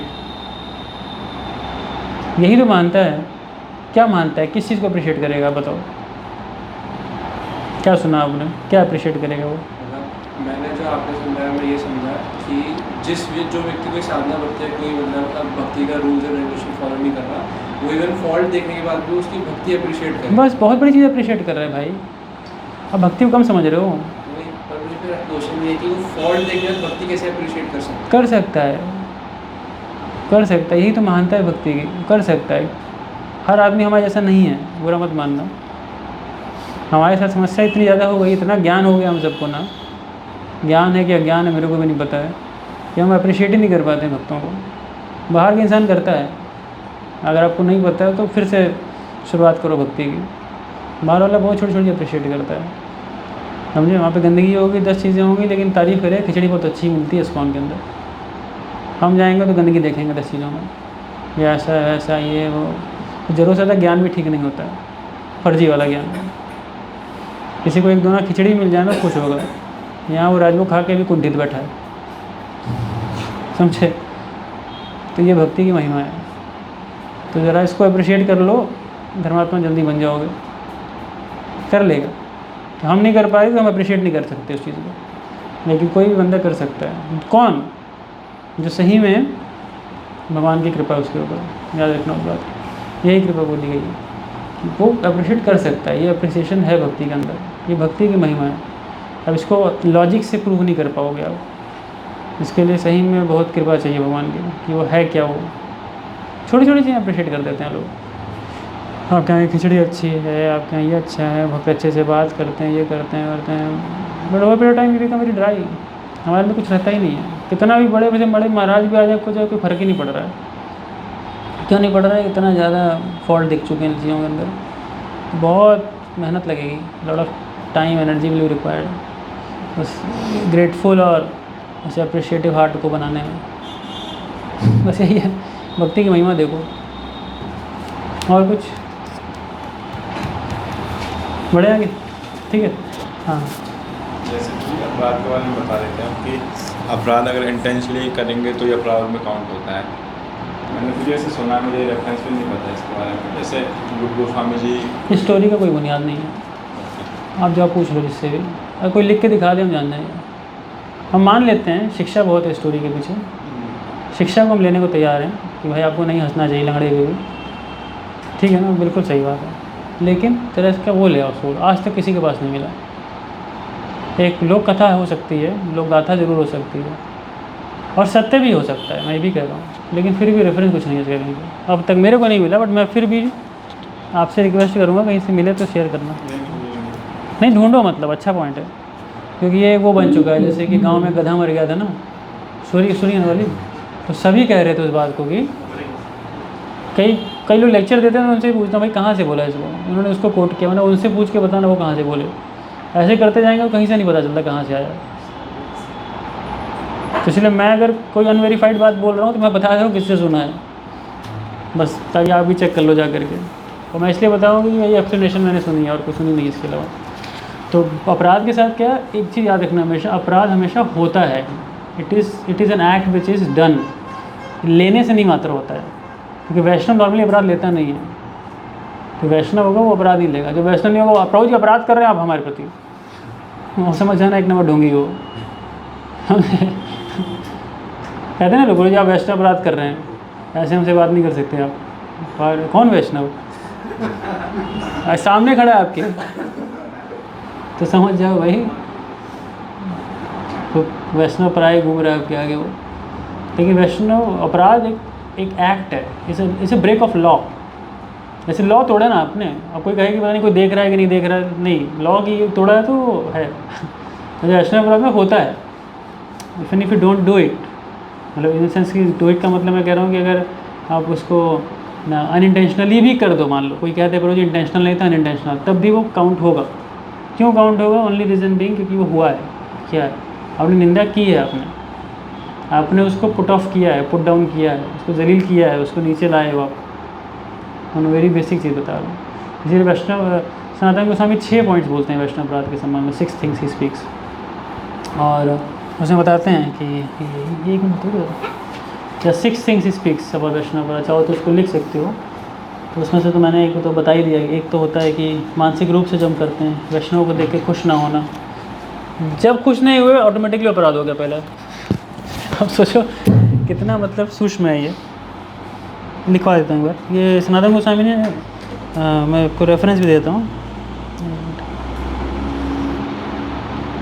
Okay ठीक है, थोड़ा सा ये टाइम ले रहा है लोड होने में, तो मैं जैसे खुलता है बताता हूँ। ठीक है, तो दिस पॉइंट इज क्लियर ना, ये पॉइंट क्लियर। ठीक है, बढ़े आगे और प्रश्न है आप? ये तो समझ में आया कि मुझे 30 और 31 में क्या कनेक्शन है, कि वो सीयर और सीइंग का डिफरेंस है। 30 के एक्चुअली बस मैं एक डाउट था, 30 के फर्स्ट पैराग्राफ के लास्ट में शिला प्रभुपाद कहते हैं, और मैं शिला प्रभुपाद जी का एक लेक्चर 30 के पैराग्राफ फर्स्ट पैराग्राफ के लास्ट में हाँ जो लाइन है, therefore the process of devotional service is a success, no one should deride a devotee for some accidental fall down from the ideal path, for as explained in the next verse such occasional fall down will be stopped in due course. तो ऐसा लग रहा है कि next verse जो हम यहाँ पे प्रभुपाद जी रेफर कर रहे हैं, वो कह रहे हैं कि नेक्स्ट वर्स में कंफर्म कर रहे हैं भगवान कि जो ये एक्सीडेंटल फॉल डाउन हो रहे हैं वो खत्म हो जाएंगे। और ऐसा लग रहा है कि प्रभुपाद जी जिसको हम साधु मान रहे हैं, जिसका एक्सीडेंटल फॉल डाउन हो रहा है, उसी की बात कर रहे हैं नेक्स्ट वर्स। बिल्कुल परफेक्ट हो आप। अब लेकिन इस पे ये जो प्रसंग मैंने बोला ना भक्तिनाथ ठाकुर वाला, ये एक्सप्लेनेशन भी आती है, क्योंकि ये ऐसा एक्सप्लेनेशन था कि अपने आप में बहुत कंफ्यूजिंग था। क्योंकि जो पॉइंट था ना कि साधु धर्मात्मा, ये हो कैसे रहा, हाउ इट गोइंग, तो मैं कहीं से प्रभुपाद जी के पर्पट को अंडरमाइन नहीं कर रहा हूँ, I am not saying in that sense, but the point is what कि another explanation, this is one of the explanation. तो इसीलिए अब दोनों का समन्वय कैसे बैठाना है, बुद्धि लगानी पड़ेगी। बुद्धि लगाने का मतलब है, अगर मैं अपनी बुद्धि लगा रहा हूँ, आप भी लगा सकते हो, and we can obviously make some understanding out of it. और उसमें यही चीज़ आती है निकल करके कि ऑब्वियसली ये व्यक्ति धर्मात्मा ही बन जाता है कुछ टाइम बाद, क्योंकि अभी तो आपको दुराचारी दिख रहा है, लेकिन ये धर्मात्मा भी बन सकता है। लेकिन फिर साधु धर्मात्मा ऐसे क्वालिटेटिवली अलग अलग एनालिसिस करेंगे तो फिर ये चीज़ निकल के आएगी। तो in my regard both understandings are perfect in that regard, ये धर्मात्मा है। मैं बस आपसे ये चेक करता कि जो हमने स्टोरी सुनी that is not the only explanation. That ना, ये तो कभी नहीं होगा। किसी भी एक पर्पट पे या एक वर्ड्स पे हज़ारों आपको उस पर एक्सप्लेनेशन। अब हमारे चारों में देखो, अगर एक चीज़ बड़ा इंटरेस्टिंग बताता हूँ वैदिक साइंस की, मतलब किसी भी उसको साइंस के साथ समझाता हूँ क्या चीज़ है। अगर आप कभी कोई भी एक्सप्लेनेशन पढ़ोगे ना, एक ही वर्ड्स के ऊपर कई लोग टीका करते हैं, देखा ये चीज़, एक ही वर्ड्स पे कई लोग टीकाएँ करेंगे, तो इसका अर्थ क्या है कि क्या जो पहली वाली टीका थी वो इम्परफेक्ट थी, फिर क्यों टीका कर रहे हैं?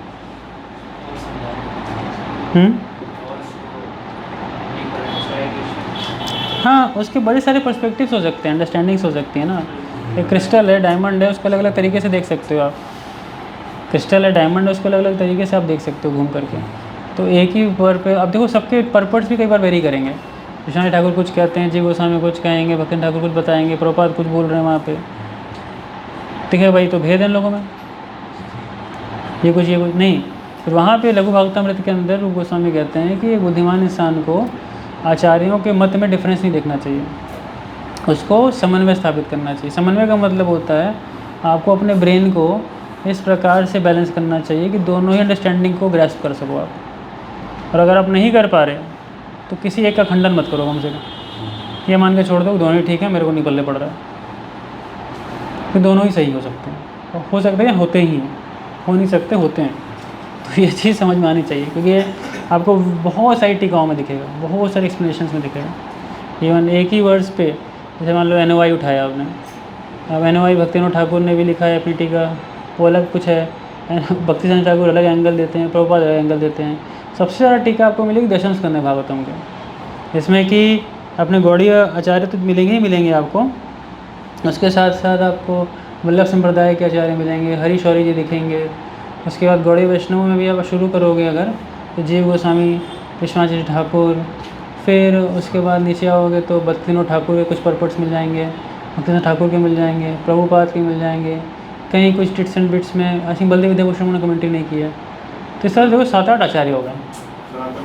सनातन गोस्वामी है, वेरी गुड, श्रीधर स्वामी हो गए। तो अब बोलोगे भाई ये तो पूरा खिचड़ी फैला रखा है इन लोगों ने यहाँ से। तो कहने का मतलब है there is different ways in which they want to explain it, और सब सही हैं। बस Krishna means everything can resolve there, but resolve कौन कर रहा है वही बहुत मैटर करता है। क्या वो रिजॉल्व कर पा रहा है कि नहीं कर पा रहा है, वो बहुत मैटर करता है। I hope it makes it some clear. असल में पता नहीं क्या दिक्कत आ गई, खुल नहीं रहा है।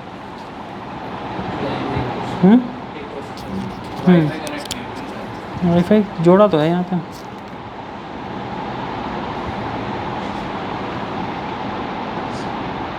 ये है AP1150, SP1 कर तो दिया। बोलो बोलो। जैसे अगर आपने बताया था कि अपराध अगर इंटेंशनली ना हो, मतलब अनजाने में हो जाए तो वो अपराध नहीं लगता। तो जैसे मतलब हम शास्त्रों में भी देखते हैं कि जब रूप गोस्वामी जब इसे दर्शन कर रहे थे तो वो उस लीला में जाकर के हंस दिए थे। वही तो बात बोली थी मैंने कि वो लीला बोनाफाइड कहाँ से है, कहाँ से वो लीला निकल के आई।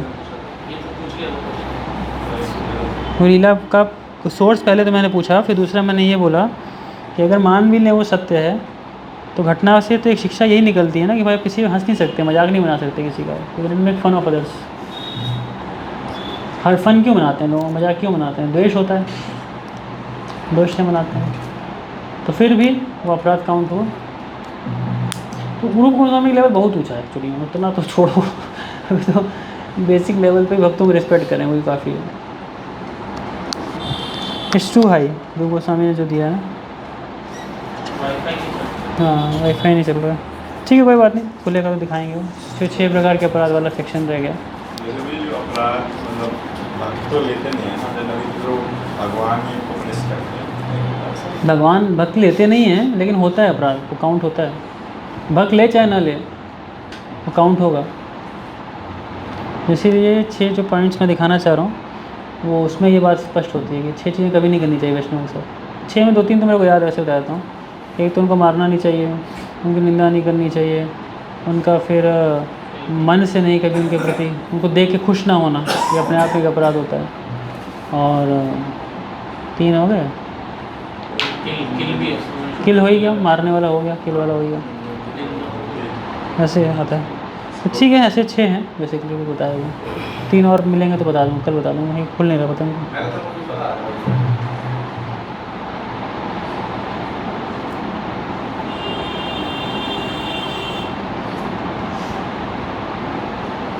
चलो छोड़ो, समय ख़राब हो रहा है।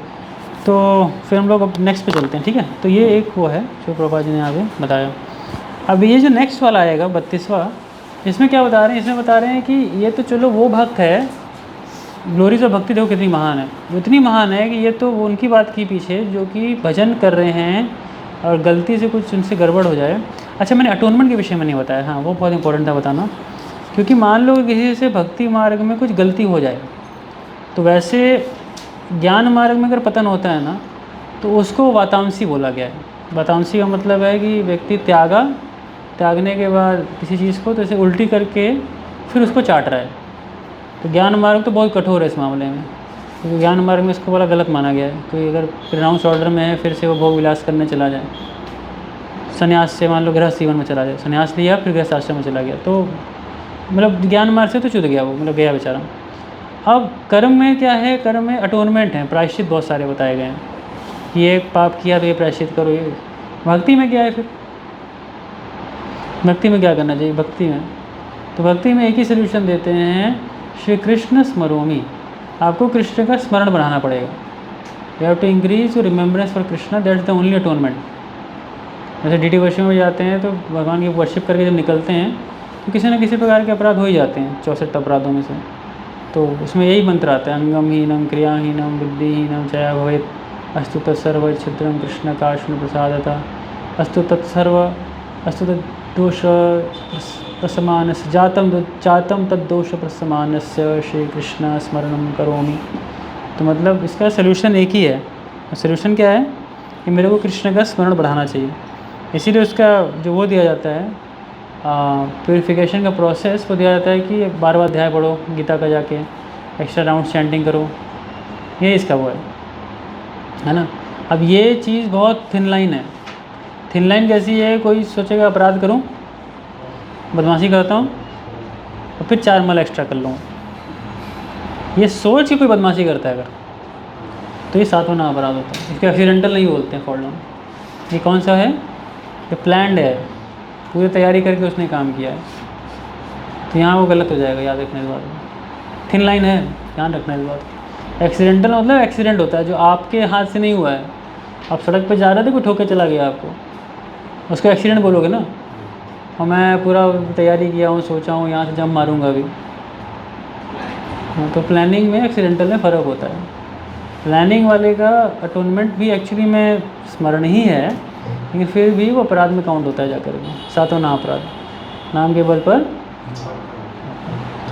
एक्सीडेंटल क्या है भाई, गलती से कुछ हो गया उसके साथ, कोई बात नहीं, ये हो जाता है। एक बार ऐसे एक मंदिर में हुआ था कि एक ब्रह्मचारी थे, यहाँ के नहीं किसी और मंदिर की बात बता रहा हूँ। तो वहाँ पे वो किसी कांग्रेशन की माता जी ने उनको प्रसाद पे बुलाया था। और प्रसाद पे कभी जाइए तो अकेले नहीं जाना चाहिए कभी। तो अकेले पहुँच गए प्रसाद पे। जब अकेले प्रसाद पे पहुँच गए तो माता जी उनको बहुत समय से पसंद भी कर रही थी, और उसको ये बात समझ में नहीं आ रहा था, मूर्ख से होते ही हैं, उनको समझ में आ नहीं रहा था क्या होगा क्या नहीं होगा। तो हुआ क्या कि खाना वाना खिलाने के बहाने, प्रसाद खिलाने के बहाने उनका हाथ पकड़ लिया माता जी ने। ये बात प्रबोधन सरस्वती महाराज की कहानी सुनाई थी।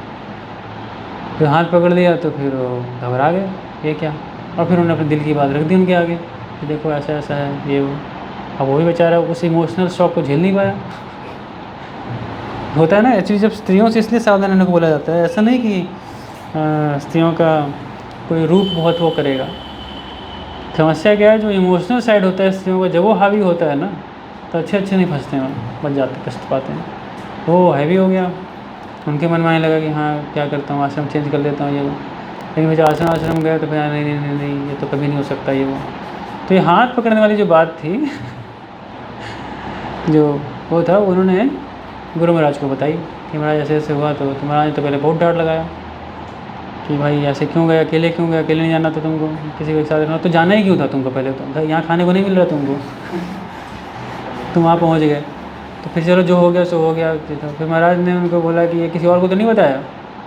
तो भक्त ने बोला कि नहीं महाराज ने किसी को नहीं बताया। तो महाराज ने आगे बोला बिल्कुल नहीं बताना किसी को आगे, क्योंकि अगर आगे किसी को बताओगे तो मैनेजमेंट वाले छोड़ेंगे नहीं तुमको, तो तुमको यहाँ से वहाँ कर देंगे वो। महाराज ने थोड़ा उसको डराया। फिर वो बहुत रिपेंट कर रहा था, महाराज अब मैं क्या करूँ, कहीं से पता चल गया उन लोगों को तो वो क्या करेंगे क्या नहीं करेंगे। अरे मैनेजमेंट वाले थोड़े राक्षस जैसे नहीं हो जाते हैं थोड़े कुछ टाइम बाद, राक्षस घूम रहे हैं मंदिर के अंदर, इन राक्षसों से बच के रहो भाई गुरु डिवाइन मूर्ति लगते हैं, उसके आगे लोग छोड़, मतलब तब भी हृदय खोल देंगे गुरु के आगे, या वैसा काउंसलर लेवल का व्यक्ति हो तो। ये कोई मैनेजमेंट का आदमी हो, बाप रे ये साक्षात राक्षस घूम रहा है भाई, इसके आगे तो कतई मत मुँह खोलना, तो पता नहीं क्या करेगा, और लाल का सफ़ेद कर देगा ये तो बड़ा भयानक वो चल रहा था। तो फिर पता नहीं क्या हुआ, उसी ने लीक किया मामला, क्या किया या डिटेल नहीं पता इसके बाद, वो बेचारा वाइट में आ गया कुछ टाइम के बाद। तो महाराज ये कथा क्यों बता रहे थे, तो बता रहे थे कि ऐसी स्लिप्स फॉल डाउन जो होती हैं, अब इसको एक्सीडेंट का नाम दिया जाए कि इसको प्लान कर दिया जाए, ये बहुत मुश्किल होता है समझ पाना। इसलिए एक ही चीज़ है, जैसे प्रॉपर्ली परपट में लिख रहे हैं कि व्यक्ति को सतर्क रहना चाहिए, माया के प्रति सतर्क रहना चाहिए कि एक्सीडेंट का ही मौका मत दो। उसके बाद भी अगर हो रहा है तो फिर क्या करोगे, कृष्ण स्मरण करोगे, भगवान का स्मरण बढ़ाओ, और कोई ऑप्शन नहीं इसके वजह से। ठीक है, समझे, सार समझे कहानी का, ये कहानी का सार है। तो चलो इसको छोड़ के हम आगे बढ़ते हैं फिर थोड़ा सा, तो लेट्स सी फर्दर। अब देखो भक्ति की अगली महानता, अगली महानता क्या है भक्ति की, भक्ति इतनी महान है, इतनी महान है, इतनी महान है कि किसी ने अगर थोड़ी सी गलती भी की ना तो उसका प्रायश्चित भी भक्ति है, ठीक है ना, वो भक्ति प्यूरीफाई कर देगी उसको भक्ति करना चाहिए, उसको कर्म और ज्ञान का सहारा नहीं लेना चाहिए। लेकिन मान लो कोई अगर जन्म से ही पापी है, जन्म से ही कोई पापी है, अगर वो भी भक्ति की शरण ले ले तो भी उसके सारे पाप नलीफाई हो जाते हैं। ये ग्रेटनेस है जो कि 32 में आएगी। तो देखिए पापी बताएंगे क्या है, मामिवार्थ विपाश्रित्य येऽपि स्युपापयोनय स्त्रियवैश्यस्तथा शूद्रास्तेऽपि यान्ति परां गतिम्। तो हे पार्थ, जो लोग मेरी शरण ग्रहण करते हैं वे भले ही निम्न जन्मा स्त्री, वैश्य तथा शूद्र क्यों न हो, वे परम धाम को प्राप्त करते हैं। पढ़िए तात्पर्य। It is clearly declared here by the Supreme Lord that in devotional service there is no distinction between the lower and higher classes of people. In the material conception of life there are such divisions, but for a person engaged in transcendental devotional service to the Lord there are not. Everyone is eligible for the supreme destination.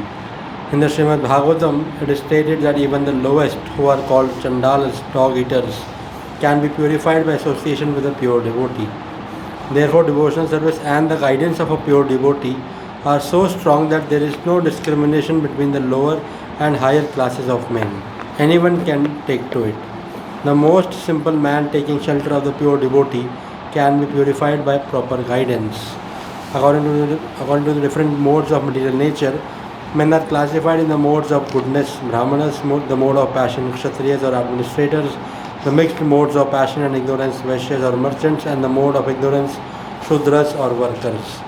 Those lower than them are called chandalas, and they are born in sinful families. Generally, the association of those born in sinful families is not accepted by the higher classes, but the process of devotional service is so strong that the pure devotee of the Supreme Lord can enable people of all the lower classes to attain the highest perfection of life. This is possible only when one takes shelter of Krishna. As indicated here by the word Vipashritya, one has to take shelter completely of Krishna. Then one can become much greater than great Jnanis and Yogis.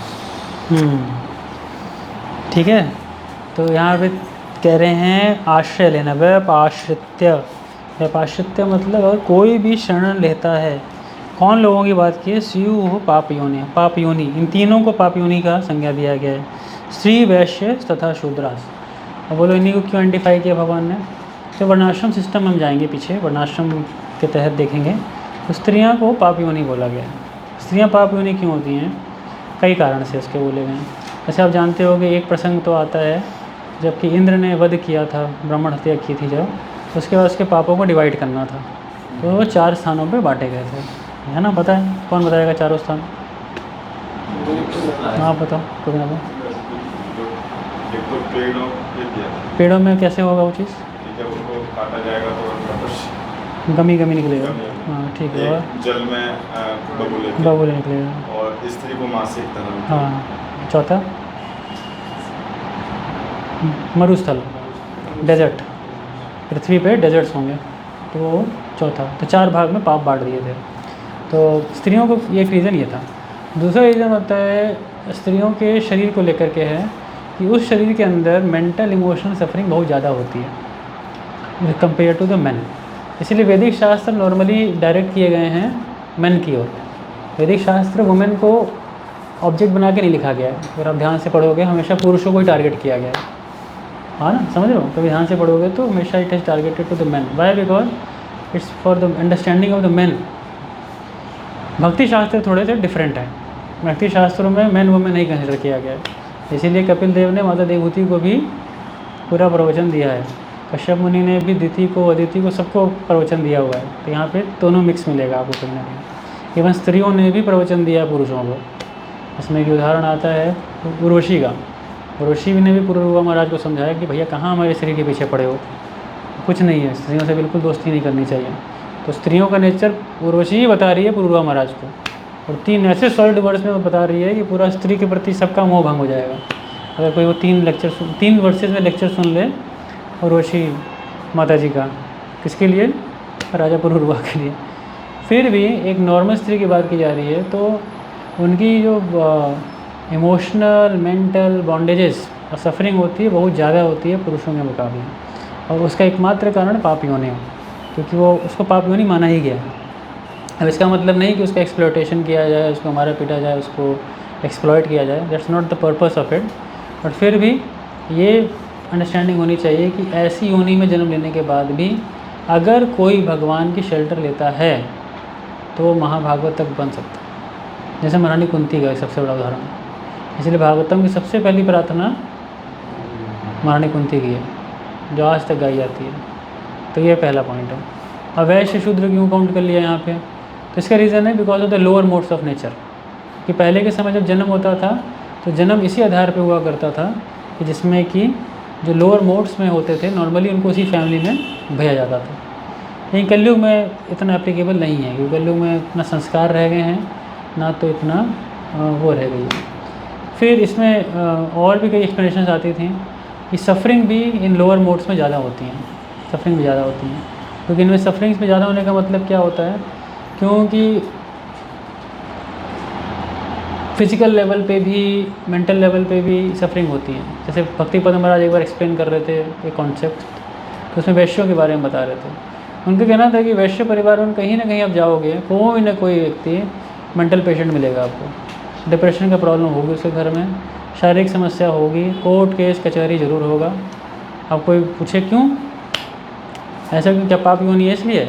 नहीं, उन्होंने एक और reason बताया, क्योंकि वो अपने धन को भगवान की सेवा में नहीं लगाते हैं, इसलिए ऐसे घरों में समस्या होती है। और बहुत सही से सटी एग्जाम्पल दिया उन्होंने। कैसे एग्जाम्पल दिया? उन्होंने बताया कि देखो धन होता किसके पास है अल्टीमेटली? ब्राह्मणों के पास तो होता ही नहीं है। क्षत्रिय तो टैक्स अपना वसूल लेता है, क्षत्रिय तो देखो ले ही लेगा टैक्स अपना जिसको लेना है, जोर जबरदस्ती करके डरा धमका के। पैसा होता किसके पास है? वैश्यों के पास। और जो शूद्र होते हैं उनको वैश्य पे करते हैं, और वो भी एक्सप्लॉइट करते हैं उनको। जहाँ पे वो 1000 रुपये का काम 500 में करवाएगा, उससे 400 रुपये कराएगा। तो सबसे ज़्यादा देखोगे अपने पैसे को जो नहीं देते हैं डोनेशन में, ब्राह्मणों को नहीं देते हैं। तो क्या होगा, वो पैसा क्या करेगा? रिएक्शन देगा लाइफ में। और रिएक्शन ऐसे ऐसे होते हैं, आप देखना किसी न किसी वैश्य परिवार के अंदर कहीं ना कहीं कुछ मेंटल सफरिंग्स होती हैं, इमोशनल सफरिंग्स होंगे, कोई अच्छे खासे कोर्ट कचहरी केस चल रहे होंगे, प्रॉपर्टी का लफड़ा चल रहा होगा, कुछ ना कुछ। और वो सारा धन जो है ना एक्चुअली बिलोंग किसको करता है? ब्राह्मणों को बिलोंग करता है। और चैरिटी का इतना बड़ा प्रिंसिपल बता रहे थे, तो वो एक्चुअली ब्राह्मणों को दिया जाना चाहिए। और पहले के समय देते थे, इसीलिए वो वैश्य भी बहुत संतुष्ट होते थे। जैसे नंद बाबा का पढ़ोगे आप, और नंद बाबा का पूरा पढ़ोगे तो नंद बाबा लोग अपने समय ब्राह्मणों को खूब डोनेट करते थे, जो भी उनके पास था, दूध दही ये वो आइटम। और समय समय पे राजा कंस को कर भी भरते थे, जा करके टैक्स भी अदा करते थे।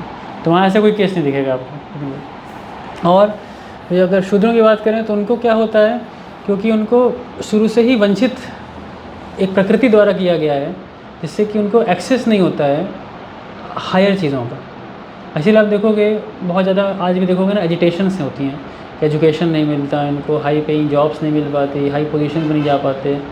अब ये क्यों है? क्योंकि कहीं ना कहीं कुछ पास्ट है जिसके कारण ये चीज़ हुआ है। लेकिन फिर भी ये सारी कैटेगरीज, 3 से 4 कैटेगरी यहाँ भगवान बोल रहे हैं ना, ये व्यक्ति एलिवेट हो जाता है खाली भक्ति करके। ये भक्ति की महात्मा सोचो, सो ग्रेट। भक्ति अपने में इतनी महान है कि भक्ति इन सबको एलिवेट कर सकती है। और ये तो छोड़ो, परपट में श्री बलदेव विद्याभूषण को कोट कर रहे हैं, बड़ा फेमस वर्स 2418, बड़ा फेमस वर्स है ये, प्रार्थनाओं में आता है शिला ऋषभदेव गोस्वामी के, है ना, आप लोग याद भी होगा। विराट हुनांदर पुलिंद पुलकाश आभिर शुंभा यवना प्रसाद्य यन्य च पापाश्रयाश्रया शुद्धंति तस्मै प्रभो विष्णवे नमः। सोचो ऐसी ऐसी योनियाँ, स्त्री व शुद्ध तो छोड़ो, किराट, हुना, आंध्र, पुलिन, पुलकश, आभीर, शुंभा, यावन, खसक, ये सारी रेसेस हैं, महान देश जो वेस्ट के हैं। हुना ग्रीक्स, अलेक्जेंडर द ग्रेट, है ना, कहानी पढ़ी होगी, हुना रेस से आते थे ये लोग। फिर खस जाति मंगोलियंस को बोलते हैं। फिर यावन तो समझे गए मुसलमान होते हैं। आंध्र जो आंध्र प्रदेश के नीचे के भील इलाके होते हैं। फिर किराट प्रभात बताते हैं जो झारखंड और इधर के जंगलों के लोग होते हैं, कबीलाई ट्राइबल्स। किराट, हुना, आंध्र, पुलिंद, अच्छी Pulinda was the Alexander the great, वो पुलिंद वो थे। पुलिंद, पुलकश याद नहीं आ रहा वो। किराट, हिना, आंध्र, पुलिंद, पुलकश, आभीर भी एक प्रभात बताते हैं, ट्राइब है एक प्रकार की, वो है जो कि नॉर्मली बिहार और यूपी साइड मिलती है। परपट बताते हैं इसको, 2418 का पढ़ोगे वहाँ मिलेगा। आवीर, शुंभा, यवना, खसाद्य, ऐसे करके। तो बताओ ये जब डायनेस्टीज़ को भक्ति प्योर कर सकती है, फिर तो आप कहना ही क्या। तो that is the glory of भक्ति। भक्ति में ये चीज़ नहीं मैटर करता कि आप कहाँ से आए हो, कैसे आए हो, और भक्ति अपने आप में क्या है, प्योरीफाई करना है। Not the point. तो this is in this last verse 9 chapter, second last verse, और इसके बाद हम इस चैप्टर को समाप्त करेंगे। 33 किं पुनर्ब्रह्मणा पुण्या भक्ता राजर्षयस्तथा अनित्यम सुखम लोकम प्राप्य भजस्वाम। फिर धर्मात्मा ब्राह्मणों, भक्तों तथा राजर्षियों के लिए तो कहना ही क्या। अतः इस क्षणिक दुखमय संसार में आ जाने पर मेरे प्रेम भक्ति में अपने आप को लगाओ। भगवान साफ सब कह दे रहे हैं। अब तक भगवान ने अर्जुन को कोई इंस्ट्रक्शन नहीं दिया भक्ति को लेकर के, लेकिन कह रहे हैं कि अगर यार इसकी बात करें, अर्जुन कहना ही क्या उन ब्राह्मणों का, पुण्यात्माओं का, और साथ में राजर्षि जैसे तुम्हारे जैसे राजर्षि, अगर ये लोग भी मेरी भक्ति में लग जाएं तो कहना ही क्या। मतलब सोचो भक्ति कितनी महान है अपने आप में।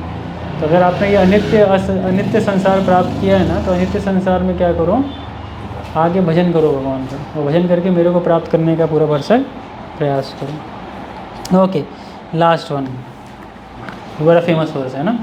मन मना भव मद्भक्तो मद्याजी मां नमस्तु मां यशसि युक्तैव आत्मनं मत्परायण। अपने मन को मेरे नित्य चिंतन में लगाओ, मेरा भक्त बनो, मुझे नमस्कार करो और मेरी ही पूजा करो। इस प्रकार मुझ में पूर्णतः तल्लीन होने पर तुम निश्चित रूप से मुझको प्राप्त होगे। पढ़िए तात्पर्य। इस श्लोक में स्पष्ट इंगित है कि इस कर्मस्वरस भौतिक जगत से छुटकारा पाने का एकमात्र साधन कृष्ण भावनामृत है। कभी कभी कपटी भाष्यकार इस स्पष्ट कथन का तोड़ मरोड़ कर अर्थ करते हैं कि सारी भक्ति भगवान कृष्ण को समर्पित की जानी चाहिए। दुर्भाग्यवश ऐसे भाष्यकार पाठकों का ध्यान ऐसी बातों की ओर आकर्षित करते हैं जो संभव नहीं है।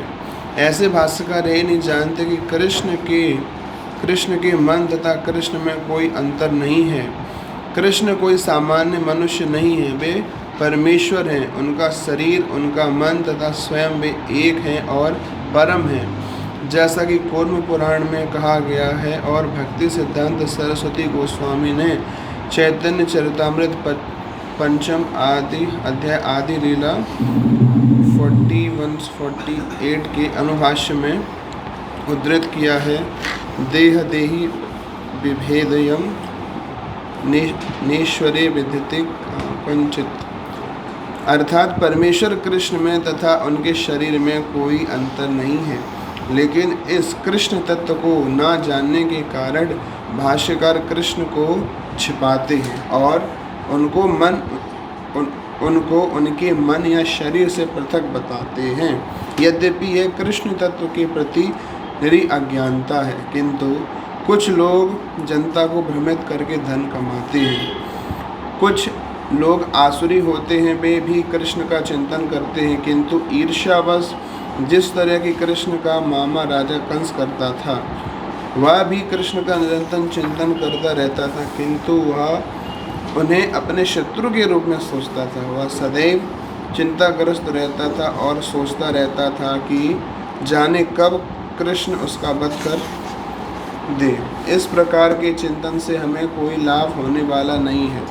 मनुष्य को चाहिए कि भक्ति में प्रेम में उनका चिंतन करे, यही भक्ति है। उसे चाहिए कि वह निरंतर कृष्ण तत्व का अनुशीलन करे, तो वह उपयुक्त अनुशीलन क्या है? यह प्रामाणिक गुरु से सीखना है। कृष्ण भगवान हैं और हम कई बार कह चुके हैं कि उनका शरीर भौतिक नहीं है अपितु सच्चिदानंद स्वरूप है। इस प्रकार की चर्चा से मनुष्य को भक्त बनने में सहायता मिलेगी, अन्यथा अप्रामाणिक साधन से कृष्ण का ज्ञान प्राप्त करना व्यर्थ होगा। अतः मनुष्य को कृष्ण के आदि रूप में मन को स्थिर करना चाहिए। उसे अपने मन में दृढ़ विश्वास करके पूजा करने में प्रवृत्त होना चाहिए कि कृष्ण ही परम है। कृष्ण की पूजा के लिए भारत में हजारों मंदिर हैं जहाँ पर भक्ति का अभ्यास किया जाता है। जब ऐसा अभ्यास हो रहा हो तो मनुष्य को चाहिए कि कृष्ण को नमस्कार करे, उसे अर्च विग्रह के समक्ष नतमस्तक होकर मनसा वाचा कर्मणा हर प्रकार से प्रवृत्त होना चाहिए। इससे वह कृष्ण भाव में पूर्णतः तल्लीन हो सकेगा, इससे वह कृष्ण लोक को जा सकेगा। उसे चाहिए कि कपटी भाष्यकारों के बहकावे में न आए, उसे श्रवण कीर्तन आदि नवदा भक्ति में प्रवृत्त होना चाहिए। शुद्ध भक्ति मानव समाज की चरम उपलब्धि है। भगवद गीता के 7वें तथा 8वें अध्याय में भगवान की ऐसी शुद्ध भक्ति की व्याख्या की गई है जो कल्पना योग तथा सकाम कर्म से मुक्त है। जो पूर्णतः शुद्ध नहीं हो पाते वे भगवान के विभिन्न स्वरूपों द्वारा यथा निर्विशेषवादी ब्रह्म ज्योति तथा अंतर्यामी परमात्मा द्वारा आकृष्ट होते हैं, किंतु शुद्ध भक्त तो परमेश्वर की साक्षात सेवा करता है। कृष्ण संबंधी एक उत्तम पद में कहा गया है कि जो व्यक्ति देवताओं की पूजा में रत है वे सर्वाधिक अज्ञानी हैं, उन्हें कभी भी कृष्ण का चरम वरदान प्राप्त नहीं हो सकता। हो सकता है कि प्रारंभ में कोई भक्त अपने स्तर से नीचे गिर जाए तो भी उसे अन्य सारे दार्शनिकों तथा योगियों से श्रेष्ठ मानना चाहिए। जो व्यक्ति निरंतर कृष्ण भक्ति में लगा रहता है उसे पूर्ण साधु पुरुष समझना चाहिए। क्रमशः उसकी अकस्मिक भक्ति विहीन कार्य कम होते जाएंगे और उसे शीघ्र ही पूर्ण सिद्धि प्राप्त होगी। वास्तव में शुद्ध भक्त के पतन का कभी कोई अवसर नहीं आता, क्योंकि भगवान स्वयं ही अपने शुद्ध भक्तों की रक्षा करते हैं। अतः बुद्धिमान मनुष्य को चाहिए कि वह सीधे कृष्ण भावनामृत पद को ग्रहण करे और संसार में सुखपूर्वक जीवन बिताए। अंतोगत्वा कृष्ण रूपी परम पुरस्कार प्राप्त करेगा। इस प्रकार श्रीमद् भगवद गीता के 9वें अध्याय परम गुह्य ज्ञान भक्ति वेदांत तात्पर्य पूर्ण हुआ। तो ये पॉइंट है। श्री प्रभुपाद साफ साफ कह रहे हैं कि भाई यहाँ पे ऐसे भाष्यकार भी हैं, ऐसे भाष्यकार भी हैं जो कि भगवान का मन और भगवान में भेद ऐसे स्थापित करते हैं सिद्धांतों को, लेकिन ये गलत है, ये सही नहीं है। एक्चुअली में क्या होना चाहिए कि भगवान और भगवान के रूप में कोई भेद नहीं है। इसीलिए बड़े सरल भाषा में कि भगवान के आगे क्या करना चाहिए, भगवान की पूजा करनी चाहिए, मन लगाना चाहिए, उनको नमस्कार करना चाहिए और हर यथासंभव प्रकार से ना भगवान की सेवा में हमें क्या होना चाहिए, प्रवृत्त होने का प्रयास करना चाहिए। और यहाँ पे जो बात ये कह रहे हैं बलदेव विद्याभूषण को, वो कह रहे हैं कि ये वर्ष जो है वो भगवान ने प्योर भक्ति के विषय में बोला है। और किसके लिए बोला है? ये परिनिष्ठिता, जैसे मैंने बताया था कल, परिनिष्ठिता भक्तों के विषय में बोला था। क्यों? क्योंकि अब उनका जो हर कार्य भी होना चाहिए भगवान के लिए ही होना चाहिए। ऐसा नहीं कोई कार्य करके वो अर्पित करने के लिए है, वो चीज़ नहीं है। क्योंकि आप जब मन लगा चुके हो भगवान में तो ऑब्वियसली आप भगवान के लिए कर्म भी करोगे। कोई कहे ना मेरा मन भगवान में लेकिन कर्म कुछ और है, वो झूठ बोल रहा है। ऐसा नहीं होता है। जिसका मन भगवान में लगा हुआ है वो कार्य भी भगवान के लिए करेगा। इसलिए बाहर के लिए एक लाइन बड़ी महत्वपूर्ण है जानना में कि जब तक हमारा मन भगवान के नहीं लगा है ना, तब तक क्या करना चाहिए, जो मन में है उसको भगवान के लिए लगाना चाहिए। समझ पाए? फिर से वो रिपीट करता हूँ, जब तक हमारा मन भगवान में नहीं लगता है तो जो कुछ हमारे मन में है उसको भगवान के लिए लगाना चाहिए। जैसे उदाहरण के लिए बाहर पैसा कमा रहा है कोई, और वो कह सकता है कि मेरा मन भगवान में लगा है, तो झूठ बोल रहा है। क्यों? क्योंकि अगर मन भगवान लगा तो बाहर पैसे कैसे कमाओगे? भगवान की डायरेक्ट सेवा करोगे, डायरेक्ट सेवा मतलब श्रवण कीर्तन विष्णु ये सब करोगे, मन लगाओगे। लेकिन जब तक नहीं लगता तब तो तक क्या है, जो मन में है उसको लगाओ। मन में क्या है, पैसा है, इसलिए पैसा लगाओ भगवान की सेवा में। परिवार है मन में, परिवार को भगवान की सेवा में लगाओ। घर है, घर में सेवा लगाओ। कल जैसे बड़ा अच्छा बात बोला ना अपने नित्यानंद रामपुर में क्लास में, तो गौर गोविंद साईं महाराज जब आए थे घर पे विजिट करने अपने गृहस्थ डिसाइपल के, तो क्या बोला, गुरु महाराज ये आपका घर है। तो उन्होंने क्या बोला, गेट आउट फ्रॉम हियर, निकल जाओ यहाँ से बाहर। तो अरे ये क्या बोल रहे हैं, तो महाराज ने बोला हाँ मुखे बोली, तो मुख से खाली बोल रहे थे ये तुम्हारा, ये घर आपका है गुरु महाराज, अब मेरा घर है ना, तो मैं कह रहा हूँ निकलो यहाँ से बाहर, गेट आउट। तो घर तो छोड़ नहीं रहे तुम, तो मतलब खाली मुंह से बोल रहे हो। तो ये होता है भक्ति में, बहुत चीटिंग है। लोग मुंह से बहुत कुछ बोलेंगे, हम ये हैं वो हैं वो, कर क्या रहे हैं अल्टीमेट। और ये इसीलिए मतलब पॉइंट कर रही है परिनिष्ठिता भक्तों के लिए। परिनिष्ठिता का मतलब वही है, फिर से रिपीट कर दे रहा हूँ, कि आपके कार्य भी भगवान के लिए किए हैं, इसमें कि ऑनेस्टली ये खाली 9 प्रोसेस के ही अंतर्गत आएगा, श्रवण कीर्तन विष्णु स्मरणम ये सब आएगा। तो तभी मन लगाना बहुत कठिन काम है, इतना आसान नहीं है। मन माना भक्त इतना आसान नहीं है। ये नेक्टर ऑफ इंस्ट्रक्शन में टेक्स्ट 8 में जाके रूप गोस्वामी इस बात को बताते हैं मन कैसे लगाना है, और इवन प्रभुपाद वहाँ बताते हैं कि मन कैसे लगेगा, इतना आसान नहीं है भगवान में मन लगाना। इवन डॉक्टर साईं महाराज बता रहे थे, 2012 की क्लास है, ईश्वर कैलाश टेम्पल में दिया था महाराज ने। तो टेम्पल में जब महाराज ने क्लास दिया, तो क्लास देने के बाद फिर महाराज बता रहे थे, when my sannyas happened then Srila Prabhupada gave me this verse, follow this verse. वो बोला मन मना मन मुक्त हो जाएगी। एंड उन्होंने बोला कि this is the most difficult instruction of Srila Prabhupada which I have ever seen, कि मन को भक्ति में लगाना। मन को भक्ति में लगाना आसान नहीं, मन भक्ति में लगाना टू डिफ़िकल्ट। मन मना मन मुक्त हो, मध्याजी भी हो जाएगा मान लो, नमस्कुरु ये सब कर लेंगे, लेकिन मन लगाना ठीक है। हरे कृष्णा। जब आप 10 मिनट का ब्रेक लीजिए, फिर 3 बजे, कितना बज रहा है अभी, 55 हो रहा है, तो 5 मिनट खाली, 3 बजे फिर मिलेंगे। जो आज हमारा 5 मिनट ख़राब हो चुका है, तो फिर 4 बजे तक करेंगे, तो 10वां अध्याय शुरू करेंगे, ठीक है। हरे कृष्णा।